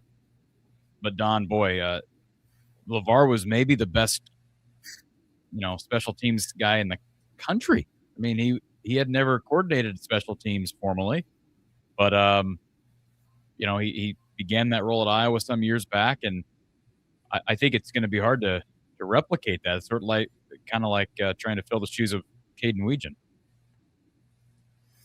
I think honestly, if LeVar was able to make a comment right now about it, he's a modest guy. He would probably say, I don't think you should worry so much about the coach replacing me as you worry about the players replacing those in key situations that graduated. I'm talking about the place carrier, the punter, the punt returner, and the snapper. That's my big concern. We simply lost a lot of experience and a lot of skilled players at those positions. Nobody better than Weegan. And I know Drew wasn't a perfect place carrier, but he was darn good. It still won't shock me at all if Drew ends up making an NFL roster. I think he has a chance to do that. And I don't even know if he's heading for camp anywhere. I'm not sure. He's with the the Commanders, and he's battling Jake Moody right now for that starting job. So, yeah, I mean, John, you're absolutely fair to be concerned about special teams, and I think Kirk is concerned about special teams. Don, I brought up kicking in the dome up in Fargo. I mean, Eli Ozik's had great numbers with the Bison, but isn't it fair to bring up the fact that he kicked most of his games indoors? Yes, it is. Because the Big Ten stadiums are not all north-south. A lot of the older stadiums are true north-south, as is Kinnick, as is the Big House, as is Camp Randall, Nebraska's north-south, a lot of them. But a lot of other newer stadiums are built to fit the land. And some of them are east-west, others are northwest, southeast, northeast, southwest. They go in all directions. So the bottom line, you get some crazy wind. Now, thankfully for us in the Midwest, there's not a lot of wind in the fall. That's a good thing. But as you know, sometimes you get fooled with the weather and you might end up with significant wind. And it does play a factor. And it does swirl in these big, huge stadiums. The wind is tricky in different parts of the stadium. That's true. So Ozick needs to figure it out quickly, and then we don't know what to expect at punter. I mean, punter has been such a weapon for Iowa in the last 10 years. They bring in Boston Everett out of Australia. Tanner Philpott from Simpson College going to battle him. Don, that's a position battle to follow this fall. Is punter. Absolutely. And it's something we've almost taken for granted. 45 yards with great hang time. I don't know that these guys can give us that. I hope someone does, but that's a lot to ask. It sure is, and that's not even talking about long snapper, John, or we've already talked kick returns, punt returns. Those are two different skill sets, although some guys like Cooper DeJean, Caden Weegan had both of them. That's not every day you find a guy like that. Right. I'm curious in your opinion that if the passing attack is exactly where Tim Lester wants it, we'll call that 100%. Where would you put the passing attack at currently? 60, 70, 80%? I have no idea how to answer that, Don. I mean, I'd like to see some practice here in August to make a sound judgment. Maybe 70%, I'd say. Maybe 80. If 100% is like what his ideal offense is, I'd go lower than 70%. I mean, because it was probably when he got here, based on what he probably wanted, it was like 10%. So maybe he's got it up to a healthy 50%. But Don, without a known commodity at quarterback, I mean, Tim knows more than I do, or even you do, Don. But as far as what he has there, but I have a hard time if 100%. John, to your comment, is the best case scenario for his offense. I would say 50 or 60%. If they get to 70 or 80% close to the season, I'll be doing cartwheels, which is not easy when you've had 2 shoulder surgeries. So, go ahead. Yeah, let me say this: a new stat that we are charting now. We're no longer charting pass completions. That had a lousy win rate, but there is a simple way to chart efficiency of a passing game, and it's not a complicated formula like they have with what they call passing efficiency. You've heard of that term. That's kind of a complicated formula. A simple version would simply be compare yards per attempt. Yes. I charted yards per attempt last fall. Here's what you find interesting, Corey. In our 9 games, even though we weren't thrilled with our passing attack, our passing yards per attempt were better than 7 of those 9 opponents. Let me explain why. You're saying, well, if we're not very efficient yet with our passing game, how can we be better on 7 out of 9 games? Simply because our pass defense did a good job of stymieing the other team's offense. And that gave us an edge on that step. Our passing yards per attempt were better 7 out of 9 games.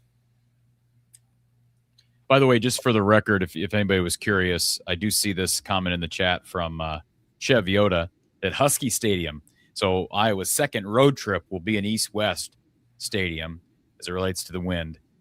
The Big House, which is their first road game, is north-south. And then their other road games, Don, let's see, Illinois. Illinois is north-south. Illinois is north-south. And then what's their other road game? Oh, shoot. Not Northwestern. Not Nebraska. I think we did go to Northwestern, don't we? John? Pretty sure. John? Yeah. You know, who was there? Let's look it up. Iowa's last road game. I'll figure it out once we get into the season. Let's see. We're missing one. Northwestern. You're right, Don. So the new stadium, is it north-south or east-west? That's a good question. Yeah, Right on the lake, you're going to have wind, right? It's a windy city. Yeah, but correct me if I'm wrong. It's kind of cozy, right? It only seats maybe 40,000, but at least it looks like it's got pretty high sides to it, and got a little bit of a roof, right? The seats are protected. The field is not, as I understand. Isn't that right? And this says it's built on a slightly modified north-south axis. Yeah. The lake is pretty much north-south there. I do recall that. So there you go. I mean, maybe it's, maybe I hope that the switch from dome to no dome is no big deal for Ozick. 35,000. Cyhawk C Money says 35,000 in the new Northwestern Stadium. Okay. Here's a question for you, Corey. Do we have a little bit of time to discuss scheduling tonight? Absolutely. Or would you rather not? Okay. Well, we can. Here's what I did. What's that? Go ahead, Don. Yeah. Throw it out there. Okay. Here's what I did. As you know, at the thing in Chicago, they did have a poll, and they did release it. Here's 1 through 18, predicted order of finish, right? Everybody's seen that. And for those that haven't, we were predicted to finish 8th. And the top 3, we won't talk about all of them, but in this order, Ohio State was 1, Oregon 2, and Indiana 3. And for the record, Southern Cal 4, Michigan 5. So those are supposed to be the best teams in the league. Here's all I did. I assigned a numerical value to those games on everybody's schedule, and then I added up the numbers. In other words, if you're playing Ohio State, I just put down the number 1. If you're playing Purdue, I put down the number 18. That's where they're ranked, right? Then I add up numbers, and you play teams that were in the bottom half of the Big Ten projection. So the easiest schedule in the Big Ten, at least numerically, easiest of all is Wisconsin, which is only fair because last year they had the ridiculously hard schedule. Yep. So their average opponent this fall, 9 games, the number that told them was 107. So their average opponent would be a team ranked 12th, right? Ooh, yeah. Which is well below the halfway point of the below conference. Average, yeah. Below 9, right? 9 would be halfway. Penn State, you got Penn State the is second easiest schedule. Listen to this. Both have only 3 opponents. Out of 9 opponents, both of them only have 3 opponents that are preseason ranked in the upper division, 1 through 9. Only 3. They play 3 in the top 9, and they play 6 opponents in the bottom 9. That's a good schedule. Penn State has that schedule. Now I'm not considering home and away right now. I'm just counting up the games. Yeah. But that's a really good schedule for Penn State. And here's the last thing. Neither one plays Ohio State, Oregon, or IU. They don't play 1, 2, or 3. Think about that. I know. That's pretty amazing. Can I ask you, where does Minnesota, because I said before the show started, I just mentioned to you that Minnesota's got a bear of a schedule. They have got to be one of the top 5 most difficult schedules in the league. They're not quite that high, but they're in the league. Not like us. Our numbers total 87. Minnesota's total 86. So officially, their schedule's slightly easier. But here's the toughest schedules. You'll find this really interesting. Ohio State, number 1 schedule, 2. The toughest schedule. And you might say, well, wait a minute. They can't play themselves. So that eliminates the number 1 ranked team. Here's the rest of that story. They do play number 2, number 3, number 4, and number 5. They play all 4 of them. Yep. That's a tough schedule. On paper, that's the toughest of all. Good. Northwestern, unfortunately for them, has the second toughest schedule. Michigan is 3rd. Southern Cal is 4th. Nebraska and Washington are next. But here's the rest of the story on these 4 teams. They all 4 play number 1, number 2, and number 3. That's a tough schedule. Michigan plays all three of them. Nebraska plays all three of them. Northwestern and Southern Cal. They have to play 1, 2, and 3. Now, again, if they're lucky they got 2 of them in third place, I don't know that without going back to look. But I do know this. They have to play all 3 of them somewhere. And, of course, it's one side or the other. So it's the same old thing. A pretty wide disparity in the way schedules work out. You want to talk about a team that's going to get off to a good start in year 1 under their new coach, it's going to be Penn State. Yep. John, anything else? Soft schedule? Nope. Thank you, gentlemen. All right. Thanks, John. Appreciate you being here. Bye. Good stuff, Don. That's enough about schedules, but I thought you'd find that interesting. I want to address this. So people are asking in the chat about the quarterback battle and Pisgah gravel projects, as most fans in the media are assuming it's a 2-horse quarterback battle, which it is. I'm just telling you this right now. I'm not assuming this. It is. It's a 2-person battle. Kirk Ferentz never said that. I hope Traden is in the battle too. I'm not overly confident in either Hank or Jeremy. Sure, Kirk Ferentz never uses a young quarterback, but Don, I would be shocked. I talked about Traden Bessinger about a week ago on this channel. I'd be shocked if a guy who didn't even enroll early somehow gets in the mix by the start of the season. And correct me if I'm wrong, Corey, he just graduated a couple of months ago, right? Yeah. I mean, he just got here. Yeah. Mark, Don, I don't think Jimmy Sullivan is anywhere close. I don't think Pat Fitzgerald's kid's anywhere close. That's why I say it's a 2-person battle. I mean, I would be shocked.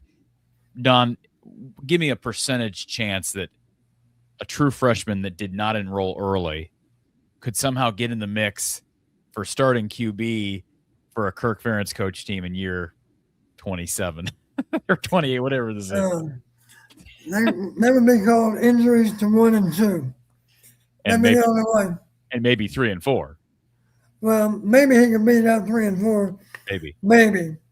I think I think he's got I said about a week ago, best case scenario, he has a phenomenal fall camp and he ends up on the depth chart due to injury midway through the season. And nobody wants, that's not best case scenario because you don't want to see an injury, but I'm just saying for him, as far as playing, it's very rare for any true freshman to play at quarterback in college football. It does happen at times, like Malik Washington was really good at Maryland, but you better have spring. And he didn't get it at Iowa. Mark brings up, how many teams in the Big Ten is it reasonable to think will have worse quarterback play than Iowa? I would say 3 to 4 at the most. So Mark is a hater, but at the same time, he's projecting. I think the better way to phrase this question is, how many teams in the Big Ten would be reasonably projected to have worse quarterback play than Iowa? Don, some so-called expert had a rating of all 18 projected starters. I should say all starters for the 18 teams in the Big Ten. There are actually 19 quarterbacks listed. Number 18 and 19 were our 2 guys. That's how they were listed. Wait a minute. Iowa's the only school in the Big Ten that they listed 2 quarterbacks. Well, we're the only one that has any quarterback controversy. I mean, look at Don. I've said this before. I said this months and months and months ago. I remember talking to you about it in the spring. If that ends up happening, that's a big. What's the word? That's a big matzo ball. Yeah. As they would say in Seinfeld, that's a big matzo ball on Tim Lester and Kirk Ferentz for not going to the portal. Everyone would say, well, they're not going to go to the portal because they have other positions. They're going to be fine. They'll develop the quarterbacks. Well, they better have developed these guys. They cannot finish as the worst starting quarterback in the league, Don. That would be a disaster. And with it being the most important position on the football field for a program like Iowa, I don't think there's any way you could, barring injuries, etc., something unforeseen like that, there's no way you could talk your way out of that to reason or defend not going and getting somebody in the portal. So they better end up being better, much better than the worst quarterback in the league. Let's hope that doesn't. Do we honestly know, Corey, tell me this. You might know otherwise, but did we make a run at any quarterbacks? No, they didn't. No. I mean, and I'm not ripping them for that. I'm just saying, we said it months ago. They went on. They made it very clear they were doubling down on the room. Yeah. Double down on something, Don. Yeah. You're calling the. I never was a poker guy, so what's the terminology, the poker terminology, Don? If you double down. My game is blackjack. I don't know. Okay. We're not gamblers here. So, but yeah, I mean, I can understand where Mark comes from, and I've seen those same rankings that you're bringing up, Don. Now, Cyhawk Sea Hunt Money brings up, if Hecklinski doesn't start, could you see a red zone package for him given his mobility? And he even brought up the question about Bessinger. Could you see something special for Bessinger? I think that's less likely, but we've seen Tim Lester run two quarterbacks specifically during the era of Sullivan and McNamara. That's entirely possible. And thinking back to Purdue, Corey, you mentioned they actually played 3 that day. I think the third one was strictly a red zone player, or maybe even an inside the 10 player. I can't recall. But yeah, it's entirely possible that somebody else would have that role other than the starter. Yeah. Andrew says, with Traden and the guy coming in next year, will they try the portal for quarterback next year? Way too early to know because we just don't know what quarterback. Let's see what quarterback looks like this year because Hank Brown and Jeremy Hecklinski both have eligibility left. But they don't want to have to keep going to the portal at quarterback, Don. I mean, Kirk brought it up this week at Big Ten Media Days.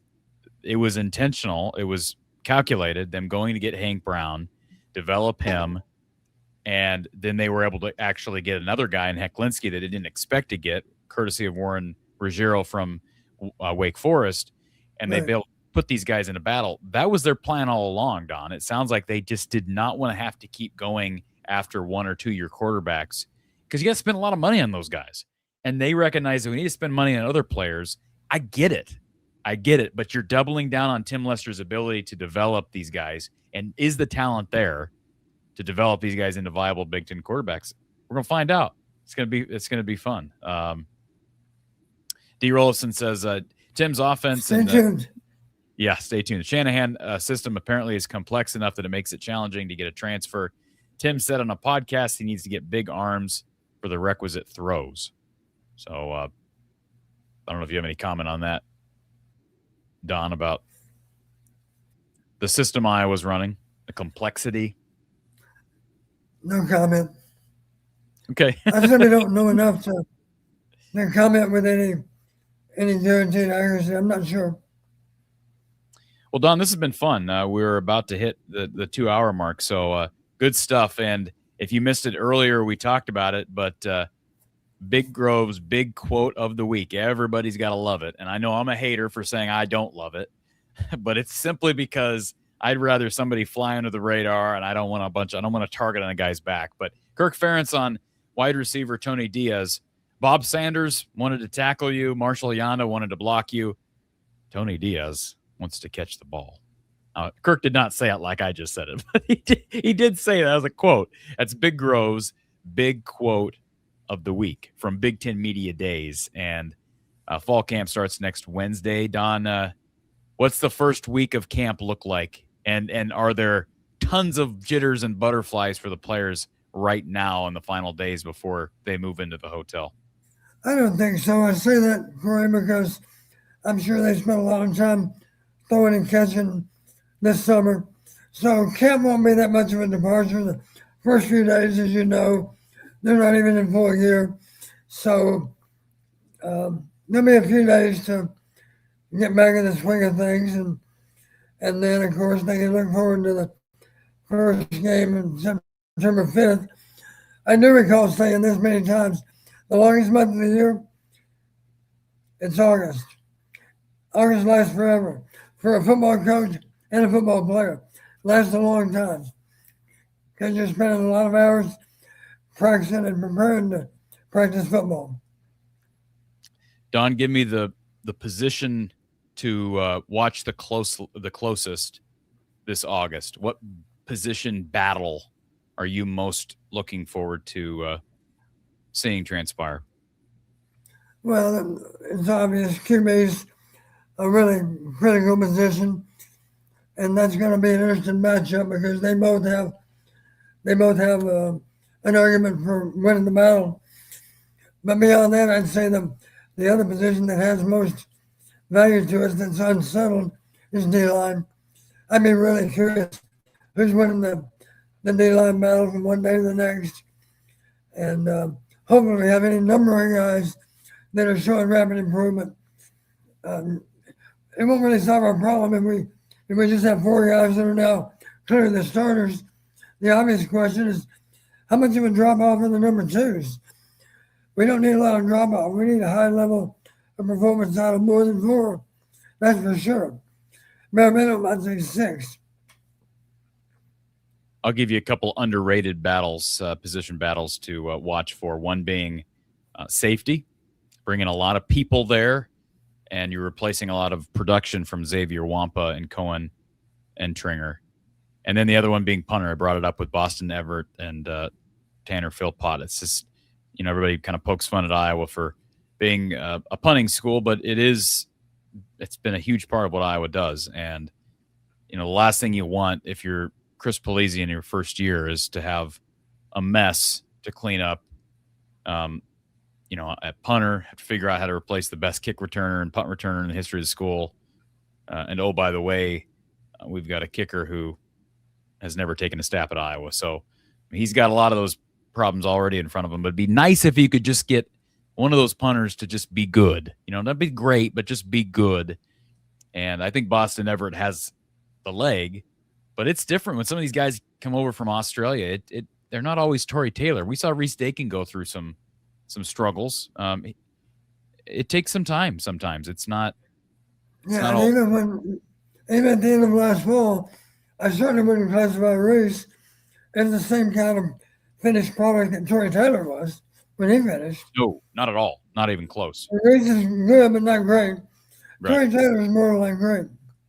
I agree. So maybe Boston Everett can be better. There's a glass half full approach to this. Bino, appreciate you gifting that membership to our channel to someone. Appreciate you doing that. Contribution to the show and support. We do appreciate that. By the way, one more note, Don. Kirk Ferentz wants 24 in the college football playoff. I know you don't agree. Why don't you agree with Kirk's opinion on 24 in the playoff? Well, you heard me say before, Corey, I don't like 12 either, because I don't like the idea of 4 teams having byes. Football's a contact sport. That's a huge advantage to not have to play that first round of playoff games. That's why I don't like 24. I like 8 and 16 better than 12 or 24. At least 8 or 16, everybody's playing the same weekend. Is 32 just too many? If you're gonna go 24, can't you go 32? That'll be the next step. We'll call it January Madness. Yeah. Well, they may be playing into February or March, Don. If we're doing 32, you might be playing into February. Or maybe we call it December Madness because maybe you'll finish your 12th game and the playoffs will start the next Saturday for everyone. You might have to do that. No more bowl prep. Good stuff, Don. Well, I look forward to a fun season with you and talking Hawkeye football. It's going to be a joy this September, and we're going to have a lot of fun. Folks, if you're not already, please subscribe to the channel. We appreciate all the support that we've had tonight, and that was a comment here by D. Rullison. We appreciate that. Please remember to like the video, the stream. Give us a 5-star review on Spotify, Apple Podcasts, Amazon, etc. Subscribe to the channel if you're not already. And, of course, we'll be back with more content as we count down the days to the start of fall camp, and we'll have a part 2 live stream tomorrow night. Don, thanks for being here and hanging for the last 2 hours. Many more hours. It's great to be back. It's great to have our listeners back, too. And next time we see a lot of you, I guess it'll be the 31st tomorrow, but the next time we see Don, I'm sure it'll be we'll probably talk at some point in August before the season starts in September. We got about a month to go. So, folks, go ahead. Kids Day, maybe the 15th, I think. 14th and 15th, Media Day, Kids Day, back to back. So I'm sure we'll probably chat after the open practice on Kids Day. So, folks, for Coach Don Patterson, I'm Corey Bratta, and our great sponsors, we appreciate all of them. We'll talk to you soon.